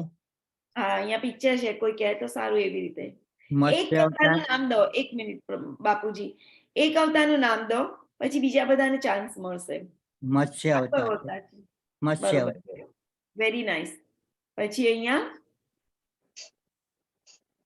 કૂર્મ અવતાર, ઋષિ જયશ્રી માતાજીએ પણ રેઝ હેન્ડ કર્યો છે. નૃસિંહ અવતાર. નરસિંહ, 1 મિનિટ, અહીંયા નરસિંહ અવતાર અહીંયા છે. અહીંયા આ કયો અવતાર છે? વરા અવતાર. વરા અવતાર. પછી આ નરસિંહ અવતાર. નરસિંહ અવતાર. આજે નરસિંહ ચતુર્દશી છે. આજે નરસિંહ દેવનું પ્રાગટ્ય થયેલું. આજે છે નરસિંહ ચતુર્દશી. હા, તો આપણે ISKCON-માં નરસિંહ ભગવાનનું બહુ પૂજા કરાતા હોઈએ છીએ, કેમ કે ભક્તિમાં આવતા વિઘ્નોનો નાશ કરે છે. ઇવન ગણપતિ દાદાને જે વિઘ્નહર્તા આપણે કહીએ છીએ, એમને પણ શક્તિ નરસિંહ ભગવાન આપે છે. સો નરસિંહ ભગવાન છે, એમની આપણે આરતી પણ ગાતા હોય છે ISKCON-માં. એવરી ટાઈમ મંગલ આરતી પછી, ગૌરા આરતી પછી, સાંજે સંધ્યા આરતીમાં પણ નરસિંહ આરતી થતી હોય છે. નરસિંહ આરતી આપણા ભક્તો માટે બહુ ઇમ્પોર્ટન્ટ છે. એમણે પ્રહલાદ મહારાજને એમનું રક્ષણ કરેલું હતું, એમની ભક્તિથી પ્રસન્ન થઈને. તો નરસિંહ અવતારની બહુ આજે પ્રાગટ્ય છે, અને સાંજ સુધી ઉપવાસ કરતા હોઈએ છીએ. ફ્રૂટ દૂધ કેવી રીતે ખાઈ શકાય. સાંજે પછી સંધ્યાકાળે પ્રગટ થયેલા ને થાંભલામાંથી, તો સંધ્યાકાળે આરતી કરીને પછી આપણે પ્રસાદ લેતા હોઈએ છીએ. તો નરસિંહ ચતુર્દશીને આપ સૌને શુભકામના. અને આ કયો અવતાર છે? વામન અવતાર. વામન અવતાર. 3 ડગલા જમીન માગી લીધેલી, બ્રાહ્મણ તરીકે આવેલા અને 3 ડગલા જમીન માગી, મોટા થઈ ગયા પછી. હા, પરશુરામ. Very nice. પછી આ રામ, શ્રી રામ. બરોબર, શ્રી રામ. પછી આ શ્રી કૃષ્ણ. અને આ અવતાર બલરામ. બુદ્ધ. બુદ્ધ આવશે. ઓકે. પછી આ કલ્કી. કલ્કી અવતાર. કલિયુગમાં આવશે. કલયુગમાં આવવાના છે ભગવાન, ત્યારે તો બધાને હણી જ કાઢશે ટોટલી. અને કૃષ્ણસ્તુ ભગવાન સ્વયં, એ સ્વયં ભગવાન છે. જે ગોલોક વૃંદાવનમાં છે એવા સેમ અહીંયા આવી જાય છે, એ સ્વયં જ આવી જાય છે. ઓકે, પછી let's go to other slide. તો શું કૃષ્ણ કળિયુગમાં અવતરે છે? આ ક્વેશ્ચન આવ્યો. કાનો કળિયુગમાં અવતરે છે? કોઈ કહેશે? ક્લુ આપી દીધો, મેં દેખાડી દીધો. Yes yes. ઓકે, તો કયા રૂપે અવતરે છે? ચૈતન્ય મહાપ્રભુજી. ગઈકાલે આપણે જોયું કે ભગવાન ચૈતન્ય ભક્ત રૂપે આયા, ભગવાન રૂપે નથી આયા, ભક્ત રૂપે આયા છે. અને રાધા રાણીનો ભાવ લઈને આયા. એટલે ભક્તિ કેવી રીતે કરવી એ તમને દેખાડ્યું ચૈતન્ય મહાપ્રભુએ. તેમાં મોટો હરે કૃષ્ણ મહામંત્રનો પ્રચાર ગામે ગામ કર્યો છે. અને એમણે કીધું છે કે કળિયુગના પહેલા 10,000 વર્ષ ગોલ્ડન યર્સ કહેવાશે, બીકોઝ એમાં બધા જ લોકો, દુનિયામાં બધા જ લોકો ભગવાનનું નામ લેતા હશે, આ મંત્ર બોલતા હશે. તો ગામે ગામ બધા જ લોકો આ મંત્ર બોલતા હશે, પછી રિયલ કલયુગ ચાલુ થશે. તો આપણી જોડે 10,000 વર્ષ છે, પણ એમાં તો આપણી અવધિ કેટલી છે, આ શરીર લીધું છે એમાં કેટલી અવધિ છે, વી ડોન્ટ નો, રાઈટ? અને એમાંય પછી 84 લાખ યોની પછી આપણને આ ફરીથી મનુષ્ય દેહ મળવાનો. ત્યાં સુધી તો 10,000 વર્ષ જતા રહેશે. તો અત્યારે જે શરીર મળ્યું છે એમાં ફટાફટ ભગવાનનું નામ લેવા માંડવાનું. ઓકે, તો હવે નવો ક્વેશ્ચન આવ્યો, શ્લોક 8. કૃષ્ણ અવતાર કેમ લે છે? હિરલ માતાજીએ પહેલેથી જ રેસ હેન્ડ કરી દીધો છે. ગો હેડ માતાજી. હરે કૃષ્ણ માતાજી. હું બોલવા માટે સોરી, મેં હેન્ડ રેઝ કર્યો તો હું બોલી શકું? ગો હેડ. યા. પરિત્રાચારાણ્ય સાધુના વિનાશય દૃષ્ટતામ ધર્મ સંસ્થાનાર્થર્ય સંભવામી યુગે યુગે. અનુવાદ: ભક્તનો ઉદ્ધાર કરવા અને દ્રષ્ટાનો વિનાશ કરવા તથા ધર્મના સિદ્ધાંતોને પુનઃસ્થાપિત કરવા માટે હું સ્વયં દરેક યુગમાં પ્રગટ થાઉં છું. હરે કૃષ્ણ. હરે કૃષ્ણ. તો આ બંને પેલા જે યદા યદા હિ ધર્મસ્ય પવિત્રાણાય સાધુના બધાને મોઢે જશે, બરોબર? તો આ જે છે ભક્તોનો ઉદ્ધાર કરવા, દુષ્ટોનો વિનાશ કરવા, પરિત્રાણાય સાધુના, સાધુનો પવિત્ર કરવા માટે, એમનો ઉદ્ધાર કરવા માટે, વિનાશાય છે દુષ્કૃતામ, દુષ્કૃતામ એટલે દુષ્ટો, દુષ્ટોનો સંહાર કરવા માટે, અને ધર્મ સંસ્થાપનાર્થાય, ધર્મની સંસ્થાપન કરવા માટે ફરીથી ભગવદ ગીતા જતી રહી, પાછી ફરીથી કહેવા માટે આયા. સંભવામી યુગે યુગે, હું દરેક યુગમાં સ્વયં ભગવાન સ્વયં આવી જાય છે. પેલા અવતાર નથી લેતા, એ ખુદ આવી જાય છે. એટલે આપણે કૃષ્ણ ભગવાન જોવા મળે તો એક ભગવાન ખુદ છે, સ્વયં છે. કૃષ્ણસ્તુ ભગવાન સ્વયં. સંભવામી યુગે યુગે. હવે તો આની અંદર આપણે જયારે સાધુનો મીન્સ ઉદ્ધાર કરવા, મીન્સ ભક્તોનો ઉદ્ધાર કરવા માટે આવે છે, તો એ કેમ ભક્તોનો ઉદ્ધાર કરવા માટે આવે છે? એ કેવી રીતે ઉદ્ધાર થાય છે? કોઈને આઈડિયા છે ભક્તોનો કેવી રીતે ઉદ્ધાર થાય છે? સાચો રસ્તો બતાડીને. સાચો રસ્તો બતાડે. બીજું શું શું કરે છે કાનો? બીજું શું શું કરેલું એને? અહીંયા કંસ છે એનું વધ કરી રહ્યા છે, રાઈટ? તો આવી રીતે દુષ્ટોનો વિનાશ કરે, એ બધું કરે તો આપણે એની લીલાઓનું સ્મરણ કરીએ. આપણે ઘણી બધી લીલાઓ સાંભળી છે કે એને આ ડીમનને મારી નાખ્યો, આ રાક્ષસને મારી નાખ્યો, પેલા પૂતનાને મારી નાખી, કેસીને મારી નાખ્યો, પેલા બધાને મારી નાખ્યો, એને બકાસુર ને નગાસુર ને બધાને માર્યા. એ જેને જે લીલાઓમાં જેને રસ હોય એ પ્રમાણે દરેક માણસનું મન આકર્ષણ કરવા માટે અને એની બધા વાત કરે તો એ ભગવાનની જોડે ભગવાનના સ્વભાવને જાણી શકે, ભગવાનની વાતો કરે, એ ભગવાનને ગમે. આપણે ક્યારેક કોઈ કહે કે કોઈ મને કે કોઈ મારું નામ બોલતું હોય તો મારું ધ્યાન કેવું તરત ત્યાં જશે. એવી રીતે આપણે ભગવાનનું નામ બોલીએ, ભગવાનની લીલા બોલીએ, ભગવાનનું ટોટલી એટેન્શન આપણી ઉપર આવી જાય તો એ ભગવાનને આકર્ષે છે અને એના દ્વારા આપણે ભગવાનની જોડે પાછા જઈ શકીએ છીએ, કેમ કે આપણું સ્વરૂપ જ કાનાની સેવા કરવાનું છે. તો આપણને એની જોડે જે આકર્ષણ થાય એનાથી આપણે ભગવાનની જોડે પાછા જઈ શકીએ. એની લીલાઓનું વાંચીએ, સાંભળીએ, એ બધું કરીએ તો ઓટોમેટિક આપણે ભગવાનના જે આ પ્રાગટ્ય થયું એની માટે થયું છે તો આપણે પાછા જઈ શકીએ. એટલા માટે ભક્તોનો ઉદ્ધાર કરવા અને દુષ્ટો લોકો હોય એનો વિનાશ કરવા આવે છે. તો કૃષ્ણને જાણવાના ફાયદા શું છે એ ક્વેશ્ચન છે. ભગવાનને જાણીએ તો શું થાય? કોઈને એની આઈડિયા? આપણો ભવ સુધરી જાય. પાપ કર્યું હોય તો આપણને સાચો રસ્તો બતાવે કે આપણે પાપનું પ્રાયશ્ચિત કરવા માટે. સરસ. બીજું કોઈ? ભગવાન પ્રત્યે આપણને ભાવ જાગે. બહુ સરસ. તો આપણે ભગવાન પ્રત્યે ભાવ જાગે. બહુ સરસ, બહુ સરસ. તો એ જે ભાવ જાય, કેમ કે આપણું જીવનું જીવેણ સ્વરૂપ હોય કૃષ્ણની, આપણે એમના સેવા માટે જ બનેલા છે. જીવનું સ્વરૂપ જ એ છે. તો આપણે સેવા માટે બનેલા છે. તો પ્રેમ હોય, ભગવાનને ફોર્સફુલી કઈ સેવા નથી જોતી, પ્રેમથી સેવા જોઈએ છે. આ જે સેવા છે એ પેલું પૈસા આપીને સેવા લઈએ એ બિઝનેસ થઈ ગયો. આ તમારે તમારી જાતે પ્રેમથી એમની સેવા કરવાની છે અને એ જ આપણું સ્વરૂપ છે.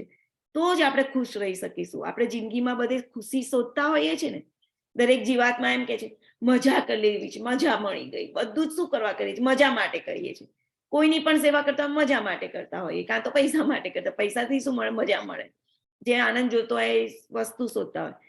પણ અહીંયા ભગવાનની વોલન્ટિયરી સેવા કરવાની છે, સ્વેચ્છાએથી કરવાની છે. અને એ સેવા કરવાથી આપણે ભગવાનને જાણી શકીએ, ભગવાનનો ભાવ પામી શકીએ. એ બહુ સરસ કીધું એ માતાજીએ. ઓકે, તો કૃષ્ણને જાણવાના શું ફાયદા છે એના શ્લોક છે. શું થાય ભગવાનને જાણીએ તો? કોણ વાંચે છે? બહુ સરસ શ્લોક છે.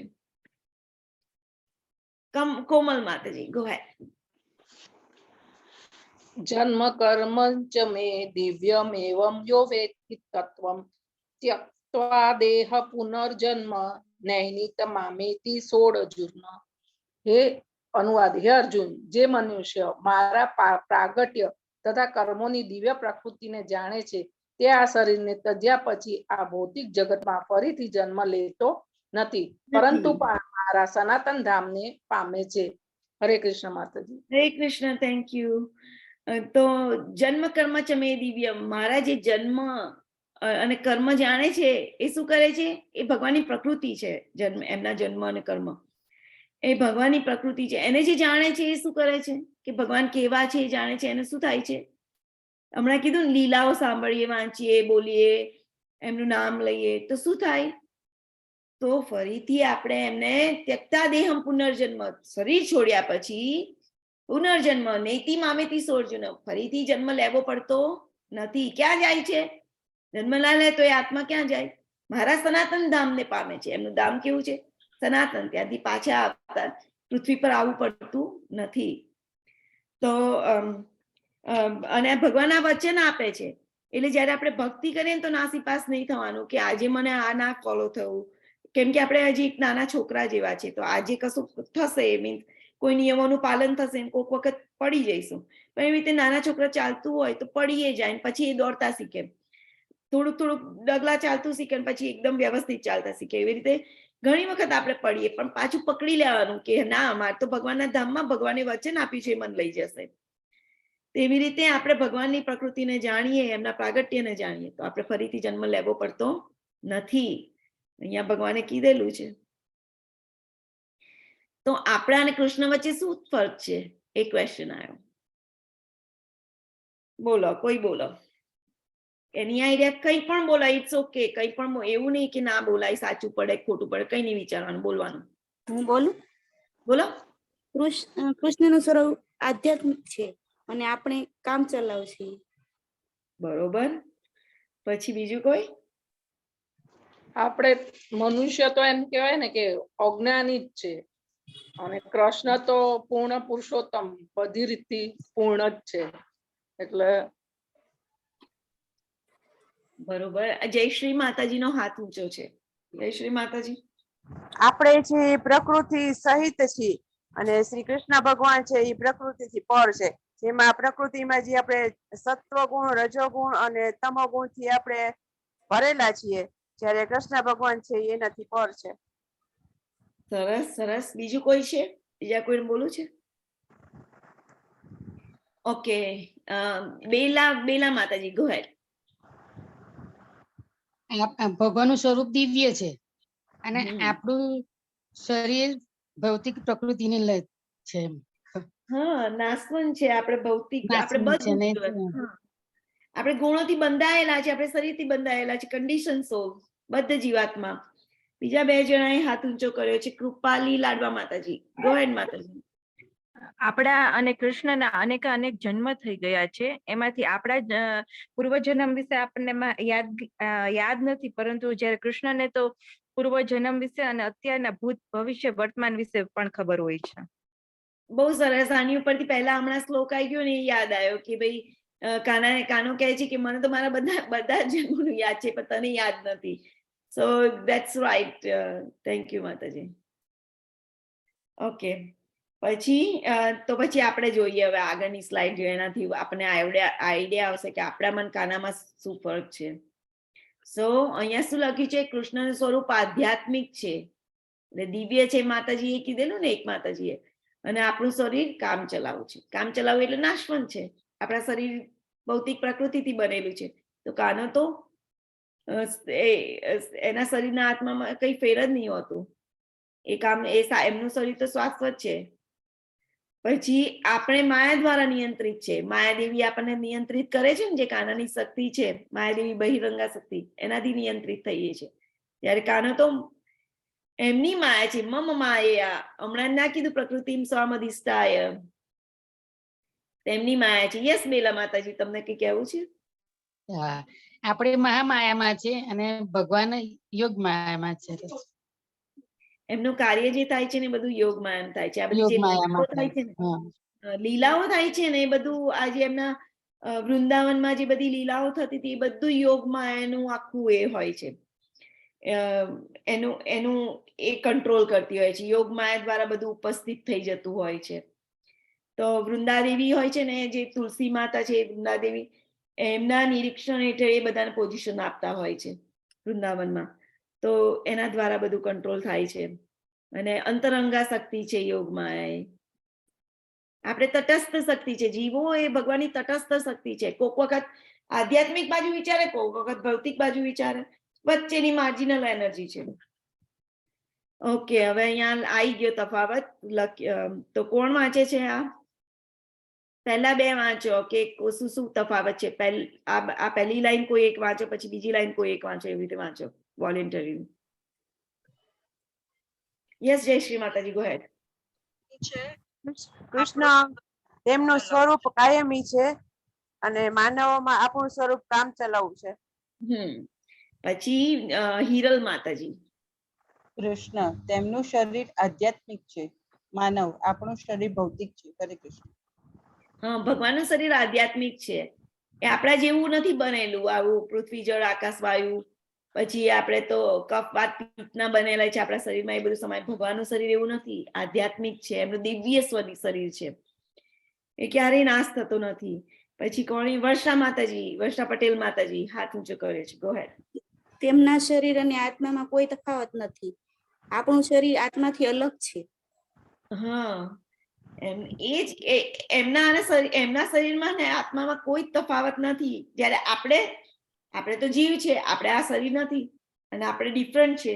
શરીર આ બધી વસ્તુનું બનેલું છે, જ્યારે જીવ આ બધા શરીરનું બનેલું નથી. એ તો ભગવાનનો અંશ છે. ઓકે, પછી ચોથું કોણ વાંચશે? અલકા માતાજી, ગો હેડ. અલકા માતાજી. હરે કૃષ્ણ માતાજી. કૃષ્ણ માયાના નિયંત્રક છે અને આપણે માયા દ્વારા નિયંત્રિત છીએ. Very nice.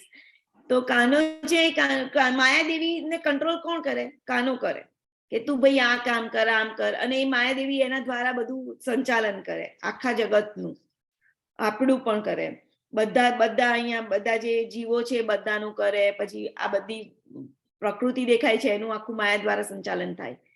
પણ જ્યારે કાનો તો એનો સ્વામી છે, માયાને સંચાલન કરે, એનો કંટ્રોલર કાનો છે. Okay, let's go to another slide. આ શ્લોક કોણ વાંચશે? આનો પ્રશ્ન શું છે? આ શ્લોકમાંથી આપણે શું જાણવા મળશે કે કાનાને જાણવાથી શું ફાયદો થાય? શું ફાયદો થાય? ચલો, 2 જણાએ હાથ ઊંચો કર્યો છે, હિરલ માતાજી ને અલકા ગાંધી માતાજી. 1 જણા શ્લોક વાંચો, 1 જણા અનુવાદ વાંચો. ચલો. વિતરાગ ભય ક્રોધા મન્મયા મામુપાક્ષિતા બહવો જ્ઞાન તપસા મુદા ભવભાવ ભાગવત. અનુવાદ.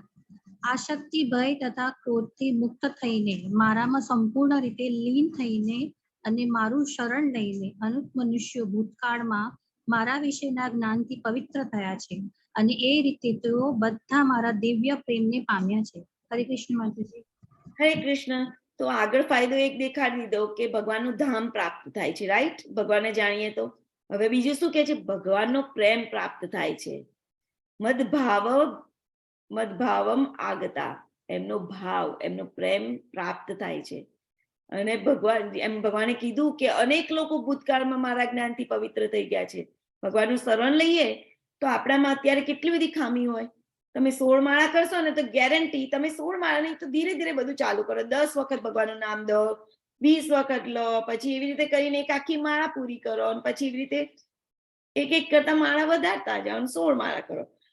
તો એનાથી શું થશે? તમને રિયલાઇઝ થશે કે તમે પવિત્ર થતા જાઓ છો. અત્યારે આ બધા ઘણા બધાના અનુભવો છે કે એ લોકો કેવા પવિત્ર થયા. 1-2 વર્ષમાં આ કોર્સ જોડે જોડાયા છે અને એ લોકોના બહુ ચેન્જીસ આવી ગયો. હું કાઉન્સેલિંગની સેવા પણ કરું છું, તો બધાને ફોન કરું તો એ લોકો કહે છે બહુ ચેન્જીસ આવી ગયા. તો એ શેનાથી? આ ભગવાનના નામથી, ભગવાનની ભગવદ્ ગીતા વાંચવાથી એનામાં ચેન્જીસ, અને આ રિયલી વર્ક કરે છે. તો ભગવાનની એ માણસનો શુદ્ધ થઈ જાય છે, કેમ કે ભગવાનનું જ્ઞાન મળે છે. અને ભૂતકાળમાં ઘણા બધા શુદ્ધ થઈ ગયા છે. આપણે જોયા છે. કોણ કોણ આપણે જોયા છે? ઘણા બધા લોકો જોયા છે. વાલિયો લૂંટારો હતો, પછી બીજા કોણ કોણ હતા? કોણ શુદ્ધ થઈ ગયેલા? એની આઈડિયા?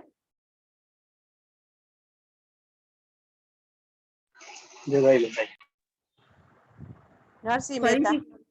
નરસિંહ મહેતા. ઘણા બધા ભક્તો શુદ્ધ થઈ ગયા ને. એટલે આપણામાં ખામી હોય છે, એ તો 100% શ્યોર છે, કેમ કે તો જ સબરી માતાજી. હા, બધાના શુદ્ધિકરણ આવી જાય છે, થઈ જાય છે. પહેલેથી બધા પવિત્ર હોતા નથી, અને પછી શુદ્ધિકરણ આવી જાય પછી શું થાય? પ્રેમ પ્રાપ્ત થાય છે ભગવાનનો. બધાને ભગવાન મળેલા ને, તો ધેટ્સ ધ હાઈએસ્ટ પોઝિશન. તો એનું વળતર મળે છે. ભગવાને કીધેલું ને, હમણાં વચન આપેલું કે હું તને મારા ધામમાં લઈ જઈશ. સત્ય કે છે હું તને પ્રેમ આપશે. ભગવાન આ બધું ગેરંટી આપી રહ્યા છે. ભગવાન ઉપર વિશ્વાસ કરી દેવાનો. તો ભગવાન કેવી રીતે વળતર આપે છે? કોઈ આઈડિયા છે? જલ્દી 1-2 જણાને બોલવું હોય તો નેક્સ્ટ શ્લોક જોઈએ. તો જો અહીંયા કેવી રીતે વળતર આપે છે એની વાત કરી છે. કોણ વાંચે છે? હું અહીંયા જોઉં છું. ધ્રુતિ માતાજી, તમે તો બોલ્યા જ નથી. ચલો વાંચો આજે તમે. હું શ્લોક વાંચું તમારી માટે, તમે અનુવાદ વાંચશો. ઓકે, હિરલ માતાજી શ્લોક વાંચો. ये यथामा प्रपदयन्ते तास्वत्यैव भजाम्यहं मम वर्तानि વર્તતે મનુષ્યાઃ પાર્થ સર્વેશઃ. અનુવાદ. જેઓ જેવી રીતે મને શરણાગત થાય છે તે જ પ્રમાણે હું એમને ફળ આપું છું. હે પાર્થ, સર્વ મનુષ્યો મારા માર્ગનું જ સર્વથા અનુસરણ કરે છે. હરે કૃષ્ણ. તો ભગવાનનું જે પ્રમાણે આપણે શરણાગત થઈએ, જેમ કે આ ગાય માતા છે, તો જો એ ભગવાનને શરણાગત કરી તો ભગવાન પણ એને પ્રેમ કરે છે. તો અહીંયા જે બલરામજી છે અને કાનો છે, એમના ચરણ દબાવે છે. બલરામજી એમનો વિસ્તાર છે કાનાનો, એમની હંમેશા સેવામાં લાગેલા હોય છે. તો કાનો પણ એમની સેવા કરે, જે ચરણ દબાવે છે. એ જે પ્રમાણે ભગવાનને જેવા પ્રેમથી ભજે ને, હવે પ્રેમ આપે છે એવું કહી દીધું, અને હવે પ્રેમ કે જેવી રીતે પ્રેમ કરે ને એવી રીતે પાછા એ રેસિપ્રોકેટ કરે છે, આદાન પ્રદાન થાય છે પ્રેમનું. એને સંતોષ પણ કરાવે છે ભગવાન. એવું નહીં કે એક તરફી પ્રેમ, બંને બાજુ ચાલતું હોય છે. આપણે સુદામા જોયેલા, તો સુદામા ચાલીને આયા, ગરીબ બ્રાહ્મણ હતા, ભગવાને કેવા ચરણ એમના ધોયા, ભગવાનના આંસુ પડી ગયેલા. તો એવી રીતે ભગવાન કઈ એમને બેસી નથી રહેતા. આપણે એક ડગલું લઈએ 100 ડગલા રહે છે, અને એમના ડગલા જોયા ને વામન અવતારમાં કેટલા મોટા હોય છે, એવી રીતે રેસિપ્રોકેટ કરતા હોય છે. અને ભગવાન એમ કહે છે કે એ પાર સર્વ મનુષ્ય મારા માર્ગનું સર્વથા અનુસરણ કરે છે. એટલે ભગવાન આવું કરે છે તો એમના ભક્તો પણ આવી રીતે એકબીજાની સેવા કરતા હોય છે. ઓકે, હવે અહીંયા ભક્તિના 9 તબક્કા કીધા છે. આદો શ્રદ્ધા તથા સાધુ સંગ, ભજન ક્રિયા તથા તતો અનર્થ નિવૃત્તિ, તતો નિષ્ઠા રુચિસ્તત, અથાશક્તિ તતો ભાવસ તત, પ્રેમમ બ્યુદંચતી, સાધુકાનામ અયમ પ્રેમણ પ્રાદુર્ભાવે ભવેત ક્રમ. આ ભક્તિ રસામૃત સિંધુમાં છે. આ ગ્રંથ છે ભક્તિ રસામૃત સિંધુ. 1.4.15 and 16 છે આ શ્લોક. એમાં લખ્યું છે કે ભક્તિના 9 તબક્કા છે. પહેલા શ્રદ્ધા આવે છે, પછી સાધુ સંગ થાય છે, પછી ભજન ક્રિયા થાય છે. એટલે પહેલા તમને શ્રદ્ધા જાગી, એટલે તમે સાંભળવા આવ્યા તો ભક્તોનો સંગ મળ્યો. તમારા જેવા કેટલા ભક્તો ભેગા થયા. ભક્તોનો સંગ મળે તો ભક્તોના સંગમાં શું કરવાનું હોય? ભજન ક્રિયા કરવાની હોય, ભક્તિમય સેવાનું પ્રદર્શન કરવાનું હોય. ભજન ક્રિયા, ભગવાનનું નામનું કથા વાચન કીર્તન એ બધું કરો, ભગવાનની સેવા કરો. પછી શું થાય? બીજો ચોથો સ્ટેજ શું થાય? અનર્થ નિવૃત્તિ. એ બધું કરો તો આપણા શરીરમાં જે અનર્થો હોય, એ બધું ખોટું બધું ભરાયેલું હોય, લોભ મત મત્સર, એ બધું નીકળવા માંડે, હૃદય સાફ થવા માંડે. પછી નિષ્ઠા સ્થિરતા આવે કે ના, આપણે વિશ્વાસ થતો જાય, એટલે આપણે સ્ટ્રોંગ બનતા જઈએ ભક્તિમાં. અને એક મેચ્યોરિટી આવે, અને પછી એનાથી આપણને એમાં રુચિ જાગે ભક્તિમાં, કે તમે ઓટોમેટિક જ પછી બધા નિયમો ફોલો કરવા માંડો. કોઈ તમને ફોર્સફુલી ના કે. પહેલા આપણે કરવાનું છે એવી રીતે કરતા હોય, પછી તો તમને જ રુચિ જાગે કે ના, મારે તો ભગવાનનું નામ લેવું છે. મારે તો આજે પેલા માતાજીએ નતું કીધું કે મેં 64 માળા કરી, 65 માળા, તેને જાતે જ મન થઈ જાય. પછી આસક્તિ, ભગવાનમાં આસક્તિ થાય, ભગવાન જોડે અટેચમેન્ટ જેવું થાય. રૂકમણીજીને થયેલું ને, ભગવાને લેટર લખેલો. પછી ભાવ ઉત્પન્ન થાય એમની માટે, અને પછી પ્રેમ આવે છે. ભરત મહારાજ ભાવ સ્ટેજમાં પતન પામે છે, અને પછી પ્રેમ આવે છે. ભગવાન માટેનો શુદ્ધ પ્રેમ મળે છે. આ ભક્તિના 9 તબક્કા છે. અને એવી રીતે શ્રવણમ કીર્તનમ સ્મરણમ વિષ્ણુ સ્મરણમ અર્ચનમ વંદનમ દાસ્યમ સખ્યમ આત્મનિવેદનમ, એ પણ પ્રહલાદ મહારાજે આપેલા શ્રીમદ ભાગવતમમાં છે. 7.5.23-24 શ્લોક છે. પ્રહલાદ મહારાજે આ કીધું છે કે ભક્તિના સ્ટેપ છે. કયા કયા? તો પહેલા સાંભળીએ, હિયરિંગ. હિયરિંગ માટે કોનું ઉદાહરણ છે? અહીંયા હિયરિંગ માટે, સાંભળવા માટે કોનું ઉદાહરણ છે? આ કોણ સાંભળે છે? ધૃતરાષ્ટ્ર. સંજય ધૃતરાષ્ટ્ર. ઓકે, તો સાંભળો. તમે કીધું પરીક્ષિત રાજ. હા, જો સંજય બોલતા હોય તો સંજય ઉપર કેમ હોય અને ધૃતરાષ્ટ્ર નીચે કેમ હોય? ધૃતરાષ્ટ્ર તો રાજા છે, એ ઉપર બેસવા જોઈએ. આ ધૃતરાષ્ટ્ર નથી. આ સુખદેવ ગોસ્વામી છે, જે વ્યાસદેવના પુત્ર છે. અને આ છે પરીક્ષિત રાજા. પરીક્ષિત રાજા કોણ હતું? બધાને ખબર છે. અર્જુન છે, એનો દીકરો અભિમન્યુ, અને એના દીકરા પરીક્ષિત મહારાજ. એમને શ્રાપ મળેલો, યાદ છે? તો એ ભાગવત કહી રહ્યા છે સુખદેવ ગોસ્વામી. ભાગવત કથા છે ને, જેમાં ભગવાનના ગુણો, ભગવાનના અવતાર, એ બધાની વાત થઈ છે, ભક્તોની વાત થઈ છે. અને આપણે ભાગવત કથા સાંભળીએ છીએ. ભાગવત કહી રહ્યા છે. પછી કીર્તનમાં કોણે ભગવાનના નામનું કીર્તન કરેલું? આ કોણ છે? ફટાફટ. મીરાબાઈ. કે આ શ્રવણ કરીને ભગવાનના ધામમાં ગયેલા. પરીક્ષિત મહારાજને શાપ મળેલો કે ભાઈ તક્ષકના ગાયને એમને 7 દિવસમાં ડંખ મારી જશે, એમનું મૃત્યુ થશે. પણ એ પહેલા જે કથા સાંભળીને ભગવાનના ધામમાં જતા રહેલા. એમનો જીવ એ પહેલા જતો રહેલો, શરીર જ પડેલું હતું. તો એવી રીતે ભગવાનને પામેલા એમણે. અને અહીંયા મીરાબાઈએ ચેન્ટિંગ કરી ભગવાનના નામનું, એમની ક્વોલિટીઝનું, એમના બધી લીલાઓનું, તો એમના ગુણો, નામ, લીલાઓનું કીર્તન કરી આપણે જે આ બોલી રહ્યા છીએ ભગવાનના શ્લોકો તમે વાંચો ને એને કીર્તન કહેવાય. શ્રવણમ કોને કહે? જે સાંભળી રહ્યું છે એને શ્રવણ કહેવાય. જ્યારે હરે કૃષ્ણ મહામંત્ર બોલો તો બોલતા હોય તો કીર્તન કહેવાય, અને કાન સાંભળતો હોય તો શ્રવણમ કહેવાય. તો બે ભક્તિ થઈ ગઈ, બે પ્રકારની. પછી આ સ્મરણમ, સ્મરણ. સ્મરણ એટલે યાદ રાખવું, રિમેમ્બરિંગ ધ લોર્ડ, ભગવાનનું સ્મરણ કરવું. તો એ કોણે કરેલું? આ કોણ છે? આ છે હરિદાસ ઠાકોર. હરિદાસ ઠાકોરને આપણે નામાચાર્ય કહીએ છીએ. એમણે મુસ્લિમ પરિવારમાં જન્મ લીધેલો, પણ પછી એમણે ભક્તિને સ્વીકારી, ભગવાનની ભક્તિને. તો ચૈતન્ય મહાપ્રભુજી ના ટાઈમે આવેલા હતા, અને પછી એમણે દરરોજની 192 હરે કૃષ્ણ મહામંત્રની માળા કરતા હતા. એટલે એને મહિનામાં 1 કરોડ જપ કરતા હતા, એક મહિનામાં 1 કરોડ જપ. તો એમને સ્મરણ, ભગવાનનું સ્મરણ થાય. જ્યારે ભગવાનનું નામ લઈએ ને ત્યારે નામ, પછી શુદ્ધ નામ લઈએ, પછી નામ રૂપ, ભગવાનનું રૂપ દેખાય, પછી એમની લીલા દેખાય, નામ રૂપ ગુણ લીલા એ બધું આવે સ્ટેપમાં.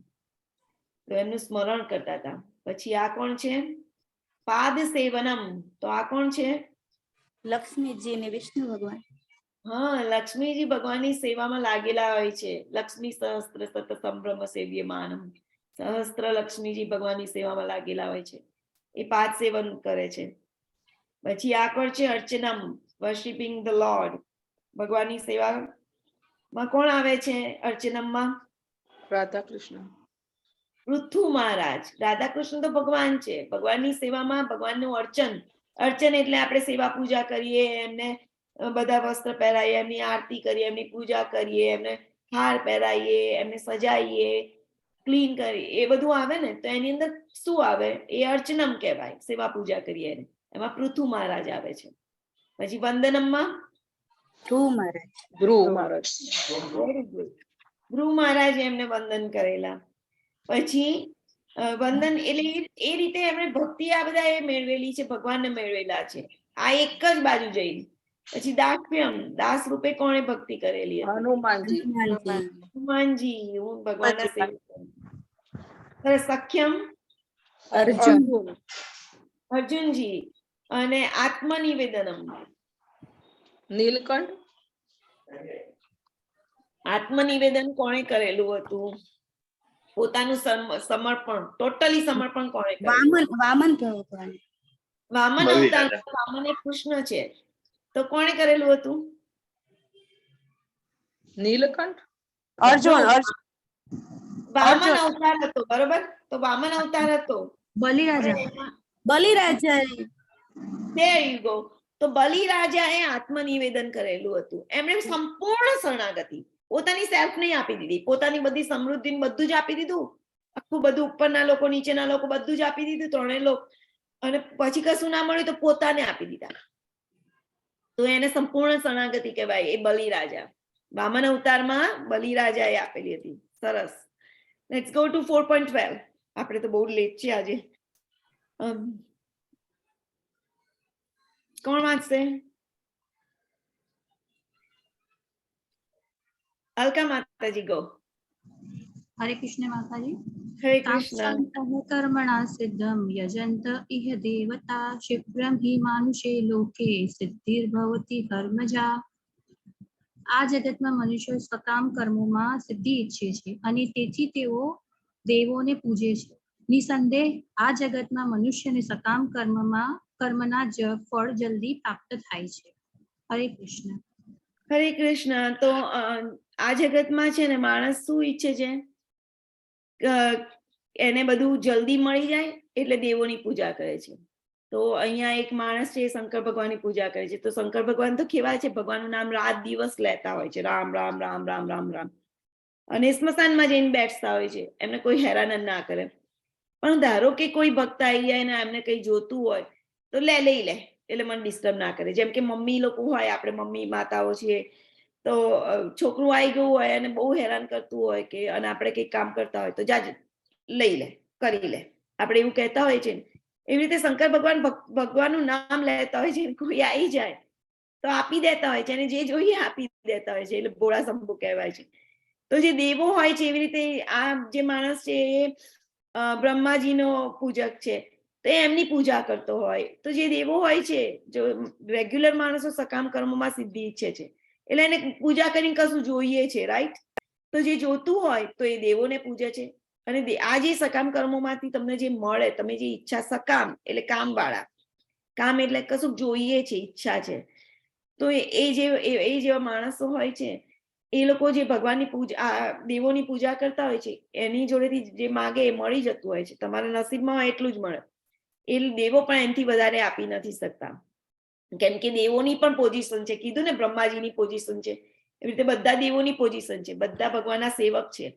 હવે એ લોકોને અમુક સત્તા આપવામાં આવી હોય છે, જે તમારા કર્મોમાં હોય એ પ્રમાણે તમને એટલું જ વળતર આપી શકે. અને જે આપે ને એ ક્ષણિક હોય છે. કેમ ક્ષણિક હોય છે?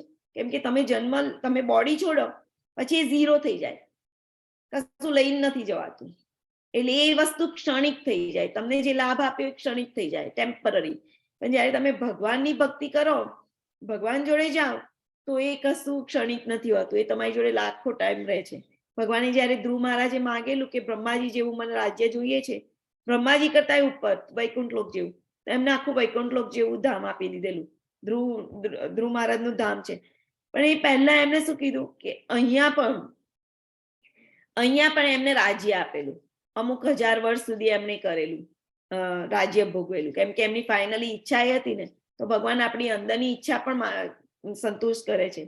ધ્રુવ મહારાજે જયારે ભગવાન મળ્યા ત્યારે એમને એવું નતું કીધું, એમને કીધું કહો મેં તો એક કાચનો ટુકડો માગી લીધો તમારી જોડે, કે એની કોઈ વેલ્યુ જ ના લાગી. જયારે ભગવાન સામે હોય ત્યારે કશી વસ્તુની વેલ્યુ ના લાગે, ગમે તેટલું મોટું વસ્તુ ના હોય તો કિંમતી વસ્તુ, તેમને એ રિયલાઇઝ થયો. તો પણ ભગવાને એમની ઈચ્છા પૂરી કરી. અહીંયા પણ એમને મોટું રાજ્ય આપી દીધું, અમુક 60,000 વર્ષ કે અમુક 1000 વર્ષ સુધી આપેલું, મને નંબર્સ બહુ યાદ નથી રહેતા, પણ એમણે રાજ્ય આપ્યું, એટલે એ એને ભોગ્યું, પછી ભગવાનના ધામમાં ગયા.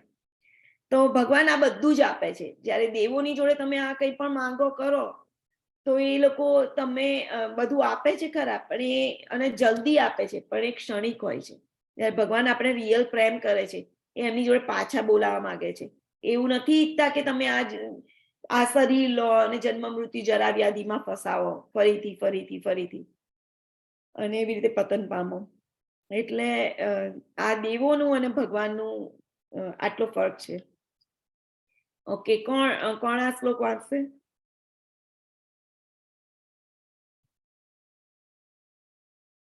કોનો? કોમલ માતાજી. યસ માતાજી, વાંચો. ચાતુર્ય મયા સૃષ્ટમ ગુણ કર્મ વિભાગશ તસ્યન કર્તામપી મા વિદ્ય કર્તારમવ્યયમ. ભૌતિક પ્રકૃતિના 3 ગુણો તથા તેમની સાથે સંકળાયેલા કર્માનુસાર માનવ સમાજના 4 વર્ણોની રચના મેં કરી છે. જો કે આ વ્યવસ્થાનો સ્રષ્ટા હું છું, તેમ છતાં અધિકાર હોવાથી હું અકર્તા છું, એમ હું જાણું છું. એમ તું જાણ. સોરી, નો પ્રોબ્લેમ. હરે કૃષ્ણ માતાજી. હરે કૃષ્ણ. થેન્ક યુ માતાજી. તો ભગવાને 4 વર્ણોની રચના કરી. આ કયા કયા વર્ણ છે? કોઈ કહેશે? કયા કયા 4 વર્ણ છે? બ્રાહ્મણ, શૂદ્ર, ક્ષત્રિય અને વૈશ્ય. ક્ષત્રિય, વૈશ્ય. અને આ શૂદ્ર. ઓકે, તો આ 4 વર્ણોની વ્યવસ્થા કરી અને 4 આશ્રમોની પણ વ્યવસ્થા કરી છે. કયા કયા 4 આશ્રમ છે? અનાથાશ્રમ, સોરી, બાલ્યકાળ, વૃદ્ધા. ના, એ બધા આશ્રમ ના કહેવાય. એ તો આપણે લગાવીએ છીએ કે આશ્રમ. ગૃહસ્થાશ્રમ, બ્રહ્મચારી આશ્રમ, વાનપ્રસ્થાશ્રમ. પછી બ્રહ્મચારી હોય, નાના છોકરા હોય ત્યારે બ્રહ્મચારી થાય, બરોબર. પછી શું થાય? ગૃહસ્થાશ્રમ, પછી વાનપ્રસ્થાશ્રમ, સંન્યાસાશ્રમ. સંન્યાસાશ્રમ. સંન્યાસાશ્રમ. તો ભગવાને આ 4 વ્યવસ્થા કરી, 4 વર્ણાશ્રમ અને 4 વર્ણના આશ્રમની વ્યવસ્થા કરી. વર્ણ આ બધા છે: બ્રાહ્મણ, ક્ષત્રિય, વૈશ્ય અને શૂદ્ર. શુદ્ર એને કહેવાય કે જે બીજાની અંડરમાં કામ કરે, બીજાની નીચે કામ કરે અને એને સેલરી મળતી હોય, કે કોઈની સેવા કરે એને શુદ્ર કહેવાય. હવે તો અહીંયા ભાગવતમાં એમ કહે છે કે બધા કલયુગમાં કલૌ શુદ્ર સંભવ 3.22.16 કીધું છે. કલયુગમાં બધા શુદ્રો છે, કેમ કે બધા કોઈ નીચે કામ કરતા હોય છે, બરોબર. તો અને કોઈના બદલામાં પગાર લેતા હોય છે. ઓકે, તો કૃષ્ણે જાતિ વ્યવસ્થા કેમ બનાવી? કાનાએ જાતિ વ્યવસ્થા કેમ બનાવી?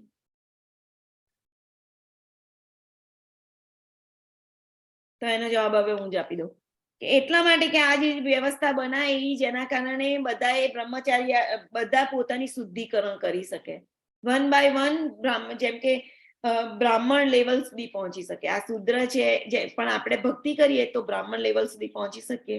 કાસ્ટ સિસ્ટમ હવે રહી નથી. હવે આપણે જેમ કે તમે ભક્તિ કરો તો મેં ગુરુજીનું શરણ લીધું તો મને હરિનામ દીક્ષા મળી, પછી બ્રાહ્મણ દીક્ષા મળે. બ્રાહ્મણ દીક્ષા મળે એટલે એની અંદર અમુક નિયમોનું પાલન કરવાનું હોય, પછી હું ભગવાનની પૂજા પણ કરી શકું. હવે હું પટેલ છું, હું બ્રાહ્મણ કઈ રીતે થઈ? પણ એવી રીતે તમને પ્યોરિફાઈ, શુદ્ધિકરણ થાય. તો તમને બ્રાહ્મણ, તમે પછી મંદિરમાં જઈ ઇસ્કોનના મંદિરમાં તો બ્રાહ્મણ તમને દીક્ષા મળી હોય, તમે ભગવાનની પૂજા પણ કરી શકો, આરતી પણ કરી શકો. ઇવન અમેરિકામાં તો લેડીઝ પણ કરતી હોય છે. ઇન્ડિયામાં કદાચ લેડીઝોને નથી પૂજારી બનવા દેતા, પણ અહીંયા એટલી અવેલેબિલિટી હોતી નથી પૂજારીઓની. તો અમેરિકામાં લેડીઝને પણ બ્રાહ્મણ તરીકે એને બ્રાહ્મણ દીક્ષા મળી હોય તો એ ભગવાનની આરતી કરતી હોય છે, બધું કરતા હોય છે અમુક વખતે. તો આ જાતિ વ્યવસ્થા એટલા માટે બનાવી છે કે આપણે જે ડિગ્રેડ થઈ ગયા છે, આપણે જે પતન પામ્યા છે શુદ્ર, કેમ કે કલયુગમાં તો બધા શુદ્રો છે, બધા કોઈની કોઈ સેવા કરી રહ્યા છે, કોઈની અંડરમાં કામ કરી રહ્યા છે, તો બધા શુદ્ર થઈ ગયા. તો હવે પોતાની સેલ્ફને ઉપર વધારવાની છે, શુદ્રમાંથી આગળ વધવાનું, બ્રાહ્મણ સુધી લઈ જવાનું છે, ભગવાનની સેવા કરવાની છે. કૃષ્ણ ભાવનામૃતથી તમે ભગવાનની આ બધી સેવા કરો, ભગવાનનું નામ લો તો તમને એ લાયકાત મળે છે. તો શું કૃષ્ણ ભગવાન આ વર્ણાશ્રમ વ્યવસ્થામાં આવે છે? કાનું આવે છે? નથી આવતો. ના, કેમ નથી આવતો? કે એનાથી ઉપર છે તો આપણે બધાથી. Good, very nice. બધાથી પર છે. ભગવાને જ આ વ્યવસ્થા બનાવી છે, એ તો પર છે. એ બધી વ્યવસ્થા આપણી માટે છે કે આપણે આગળ વધીએ. ઓકે, આ શ્લોક કોણ વાંચે છે? 14મો. હિરલ માતાજી, ગો હેડ.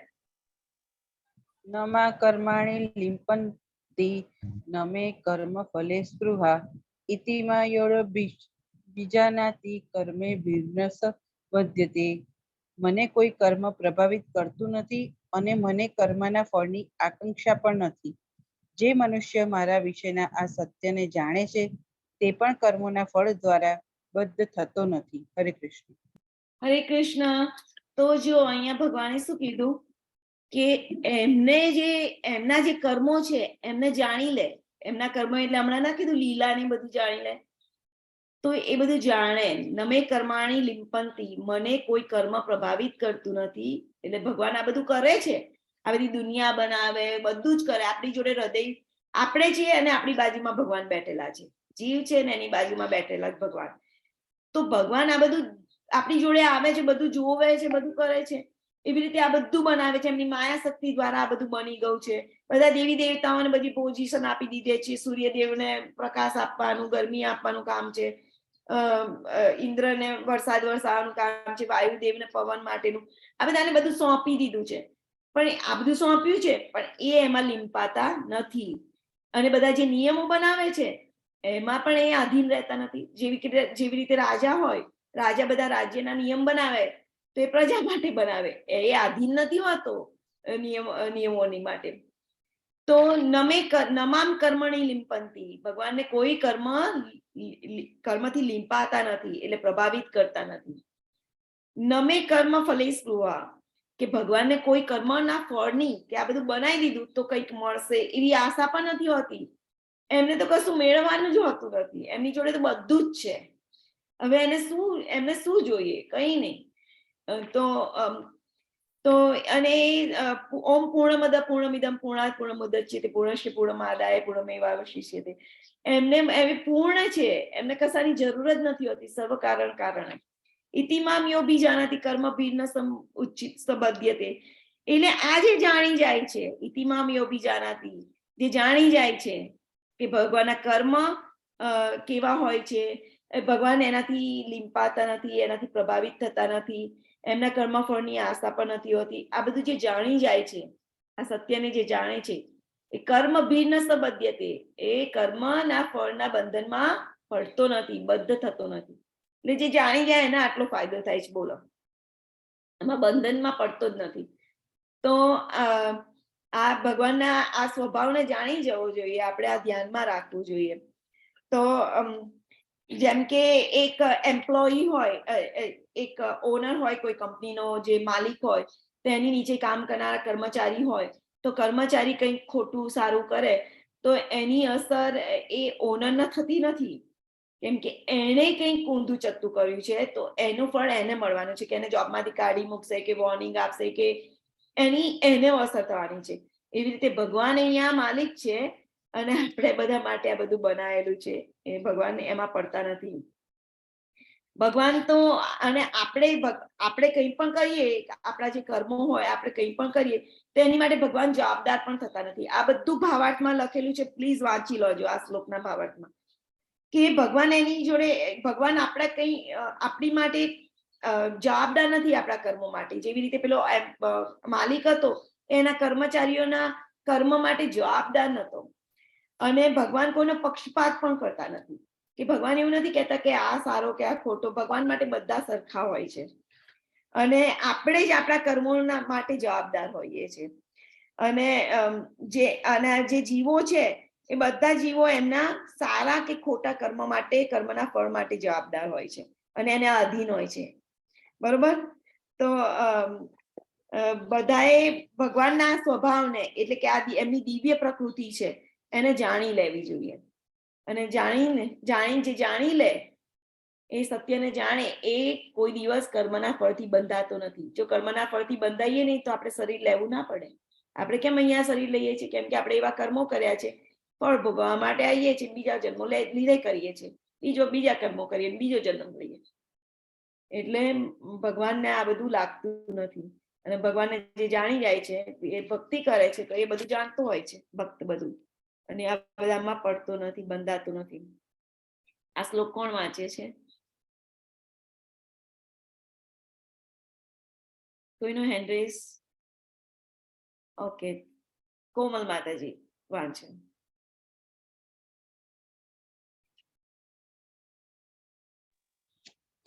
કર્મણો હયાપી બોધવ્યમ ચ વિક્રમણમ અકર્મણ્ય બોધવ્યમ ગહના કર્મણો ગતિ.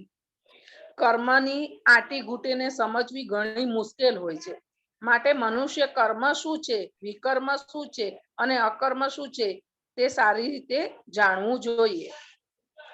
ઓકે, તો કર્મની, હરે કૃષ્ણ માતાજી, કર્મની આંટીગુટી બહુ જ હાર્ડ છે, એટલે કર્મને સમજવા હાર્ડ છે. તો કર્મ શું છે, વિકર્મ શું છે ને અકર્મ શું છે, એ જ જાણી લેવાનું. તો લેટ્સ સી, આપણે કર્મ શું છે, વિકર્મ શું છે. કોઈ કહે છે કર્મ શું છે? એક્શન. ફરીથી બોલો માતા. કર્મ એટલે એક્શન. આપણે જે કોઈ બી રિએક્શન હોય ને એક્ટ કરીએ એટલે કર્મ જ થયું ને આપણે. ઓકે, અને ધ્રુતિ માતાજી, તમે હેન્ડ રેઝ કરેલો.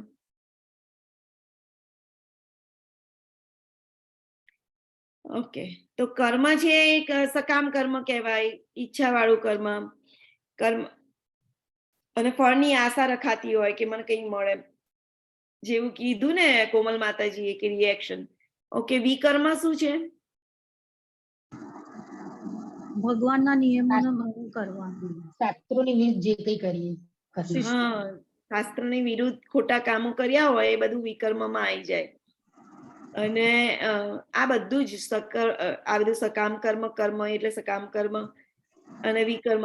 જો વિકર્મ કર્યું હોય તો પણ આ પૃથ્વી પર આવવું પડે, ફરીથી જન્મ લેવા પડે, નરકમાં જ જાય એક માણસ. સકામ કર્મ કર્યા હોય તો કોઈ પુણ્યશાળી બને અને પછી તો પણ પૃથ્વી ઉપર આવવું પડે. અને અકર્મ કરીએ, અકર્મ શું છે? કોઈ પણ કામ કર્યું હોય તેનો અહંકાર.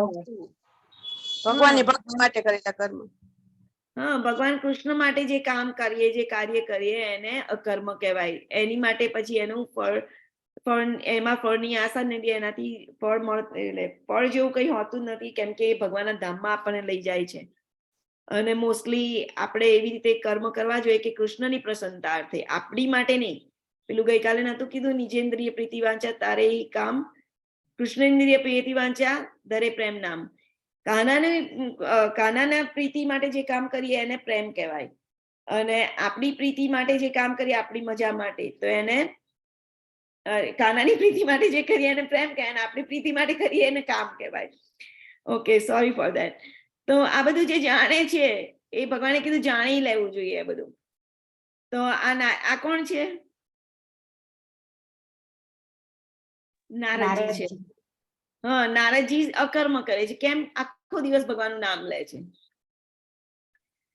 ઓકે, કર્મ અને વિકર્મ અને અકર્મમાં તફાવત શું છે? આપણે વ્યાખ્યા જો લીધી એટલે સ્કીપ કરી દઉં છું. ઓકે, 4.34 કોણ વાંચશે?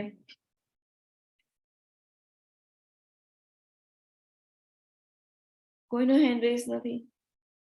કોમલ માતાજી, ગો હેડ. તદ્ધિ પ્રિણાપાતેન પરિશ્રમસ્યેન સેવયા ઉપદેશ્યન્તિ તે જ્ઞાનમ જ્ઞાનીન સત્વદર્શિન. સદગુરુને શરણ જઈને સત્યને જાણવાનો પ્રયાસ કર, તેમને વિનમ્ર થઈને પ્રશ્ન પૂછ, પણ તેમની સેવા કર. તે પ્રબુદ્ધ પરમાત્માનો તને જ્ઞાનોપદેશ કરી શકશે, કારણ કે તેમણે સત્યનું દર્શન કર્યું છે. હરે કૃષ્ણ માતાજી. હરે કૃષ્ણ. તો અહીંયા તદવિધિ પ્રણિપાતેના એટલે વિધિપૂર્વક એમને શરણે જવું જોઈએ, એમને પ્રશ્ન પૂછવા જોઈએ, બહુ જ નમ્રતાપૂર્વક ગુરુજીને શરણે જવું જોઈએ, એમને પ્રશ્ન પૂછવા જોઈએ. જેમ કે અર્જુનજી આવેલા ને કે તમે મારા માટે કલ્યાણકારી હોય એ કહો, હું તમને શરણાગત આવ્યો છું. તો અર્જુનજી તો કેટલા મોટા માણસ હતા ને, આમ ધનુર્ધર રાજાના પુત્ર, પણ એકદમ નમ્રતાથી ભગવાનની જોડે ગયા. એવી રીતે નમ્રતાથી કરવું જોઈએ. પરિપ્રશ્ન સેવયા, પ્રશ્ન પૂછવા જોઈએ આપણા આત્મ સાક્ષાત્કાર માટે કે હું કોણ છું, મારા ભગવાન જોડે શું સંબંધ છે, એવા આપણે હું કેવી રીતે આગળ વધું મારી ભક્તિમાં, એવા બધા પ્રશ્ન કરવા જોઈએ કે જે આપણી ભક્તિને આગળ વધારે, ભગવાન જોડેના સંબંધને આગળ વધારે, પ્રેમને વધારે. તો એવા બધા, અને નમ્રતાપૂર્વક એમની એકદમ દીન બનીને સેવા કરવી જોઈએ, વિનમ્રતાથી પ્રશ્ન પૂછીને, શરણાગત થઈને, અને જિજ્ઞાસા કરવી જોઈએ. એટલે જિજ્ઞાસા એટલે આ જે તમે પ્રશ્ન પૂછો, આત્મ બ્રહ્મ જિજ્ઞાસા અથવા તો બ્રહ્મ જિજ્ઞાસા, એ પ્રમાણે તમે પ્રશ્ન પૂછો, એમની સેવા કરો, તો તમે શું થાય? ભગવાનનું જ્ઞાન તમને મળે. ગુરુ પણ બહુ દયાળુ હોય છે, તમને જ્ઞાન આપે. અને અહીંયા કૃષ્ણ બલરામ છે. કૃષ્ણ બલરામ એમણે સાંદીપની મુનિ જોડે ગયેલા ને, એમને ક્યાં જ્ઞાનની જરૂર હતી? પણ જયારે આવે છે અહીંયા આદર્શ પ્રસ્થાપિત કરે છે કે ગુરુના શરણે જઈ અને કેટલા નમ્ર ભાવે પૂછી રહ્યા છે, જાણે કઈ ખબર જ નથી. પણ એટલે એ બહુ નમ્રતાથી પૂછવું જોઈએ. ક્યારે ગુરુ એ વસ્તુ આપણી જોડે એમનું જ્ઞાન રિવીલ કરે ભગવાનનું. મારા ગુરુદેવ કહે છે કે જયારે આપણે 12 વર્ષ રહીએ ને સાધુ જોડે, ત્યારે એની વાણી શીખીએ, એટલે ત્યારે આપણને ખબર પડે. એટલે એમની બરોબરની સેવા કરીએ, દીન ભાવે, નમ્ર ભાવે અને જિજ્ઞાસા કરીએ, ત્યારે આપણને એ ભગવત જ્ઞાન રિવીલ કરે છે આપણી જોડે. ઓકે, આ કોણ વાંચશે? 36.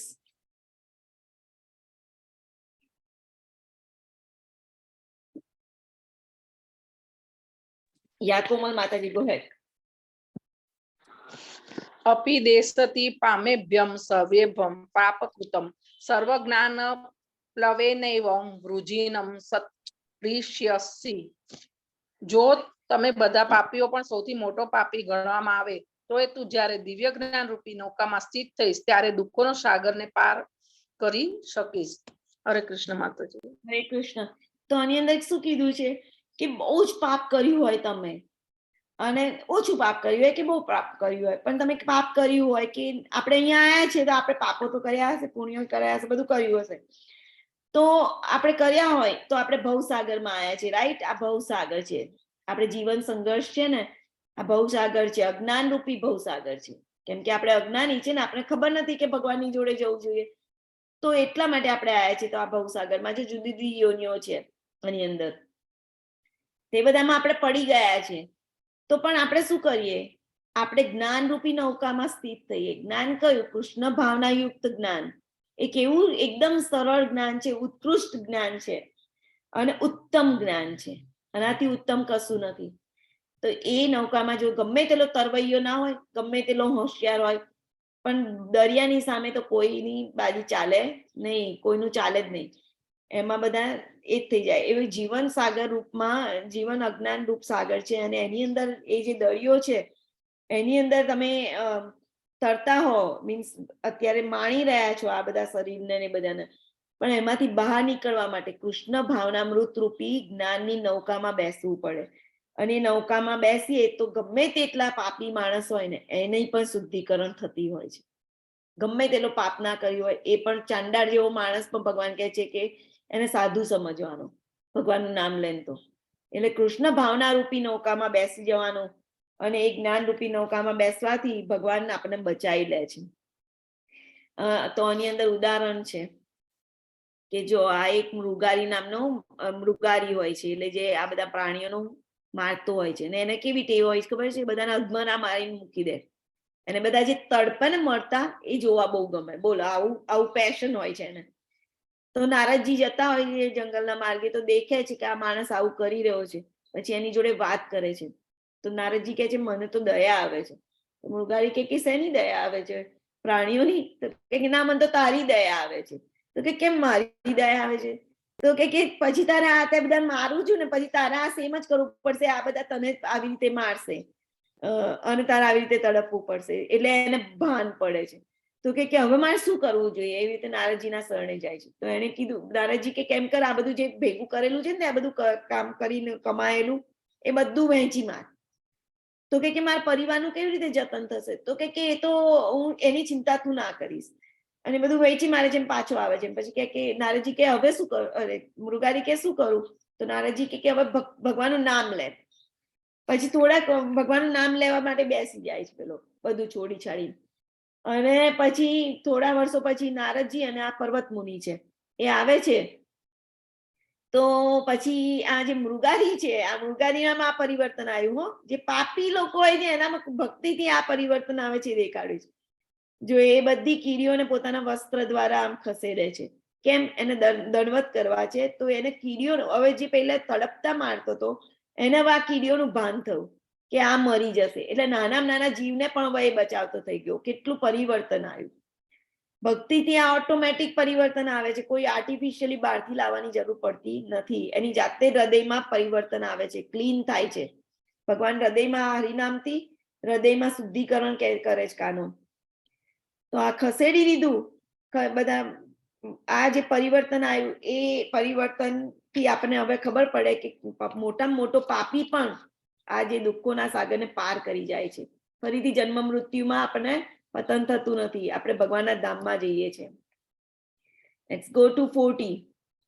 બિનીતા Patel raise hand. Go ahead Binita માતાજી.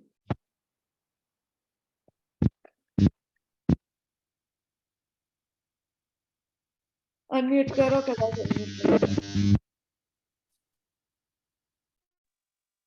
ચલો છેલ્લો શ્લોક. અગ્નિશ્ચાશ્ચ દધાનશ્ચ સંશયાત્મા વિનશ્યતિ નાયમ લોકો અસ્તિ ન પરો ન સુખમ સંશયાત્મનઃ.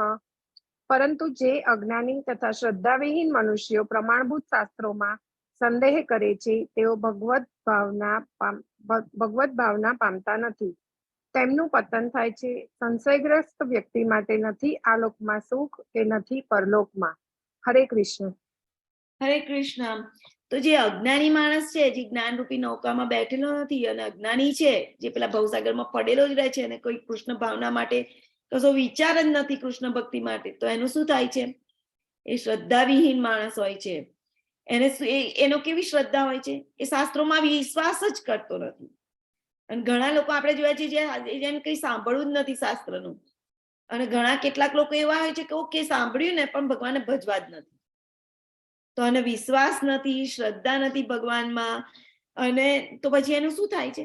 એ પતન પામે છે. પતન પામે છે એટલે ફરીથી શરીર ગ્રહણ કરે છે. અને સંશય હંમેશા સંશયગ્રસ્ત હોય છે કે એને મીન્સ એના માઇન્ડમાં ઓલવેઝ ડાઉટો જ રહેલા હોય છે. ભગવાન ઉપર શ્રદ્ધા નથી રાખતો, વિશ્વાસ નથી રાખતો, એ ભગવાન માટે ડાઉટ કર્યા કરે છે. એ આ બધા લોકો આ લોકમાંય નહીં કે પરલોકમાંય નહીં, કેમ કે પરલોકમાં તો જઈ નહીં શકતો અને આ લોકમાંય સુખી નહીં થઈ શકતો. પ્રભુપાદ કે છે આ બધા લોકો પશુ સમાન છે. ભાવાર્થમાં લખ્યું પ્રભુપાદે, ભાવાર્થ બધા વાંચજો છે. તો અને એનો આધ્યાત્મિક ઉદ્ધાર થતો નથી. તો આવા માણસોનો ઉદ્ધાર કરવો હોય, આનું સોલ્યુશન શું છે? તો આનું સોલ્યુશન એ છે કે આપણે જ્ઞાનની ભૂમિકા પર ઉન્નત થવું જોઈએ. શાસ્ત્રો વાંચી જ્ઞાનની ભૂમિકા ઉપર ઉન્નત થવું જોઈએ. શાસ્ત્રોના સિદ્ધાંતોનું, જેમ કે હરે કૃષ્ણમાં આપણે ઇસ્કોનમાં એવું કહે છે કે ડુંગળી લસણ છોડી દેવા જોઈએ. ભગવાનને ધરાવાય નહીં ડુંગળી લસણ, માંસ મચ્છી ઈંડા કશું ના ધરાવાય. એ બધું છોડીને ભગવાને ધરાયેલો પ્રસાદ જ ખાવો જોઈએ. મિનિમમ ઓછામાં ઓછી 16 માળા કરવી જોઈએ. પછી ચા કોફી પણ એ લોકો છોડી દેતા હોય છે. પછી માદક પદાર્થો કે આલ્કોહોલ હોય, દારૂ કે બધું હોય, એ બધું પણ છોડી દે. જુગાર પણ છોડી દે. ભગવાનની ભક્તિ કરતા હોય છે. પર સ્ત્રી સંગ કે પર પુરુષ સંગ એ બધું છોડી દે છે.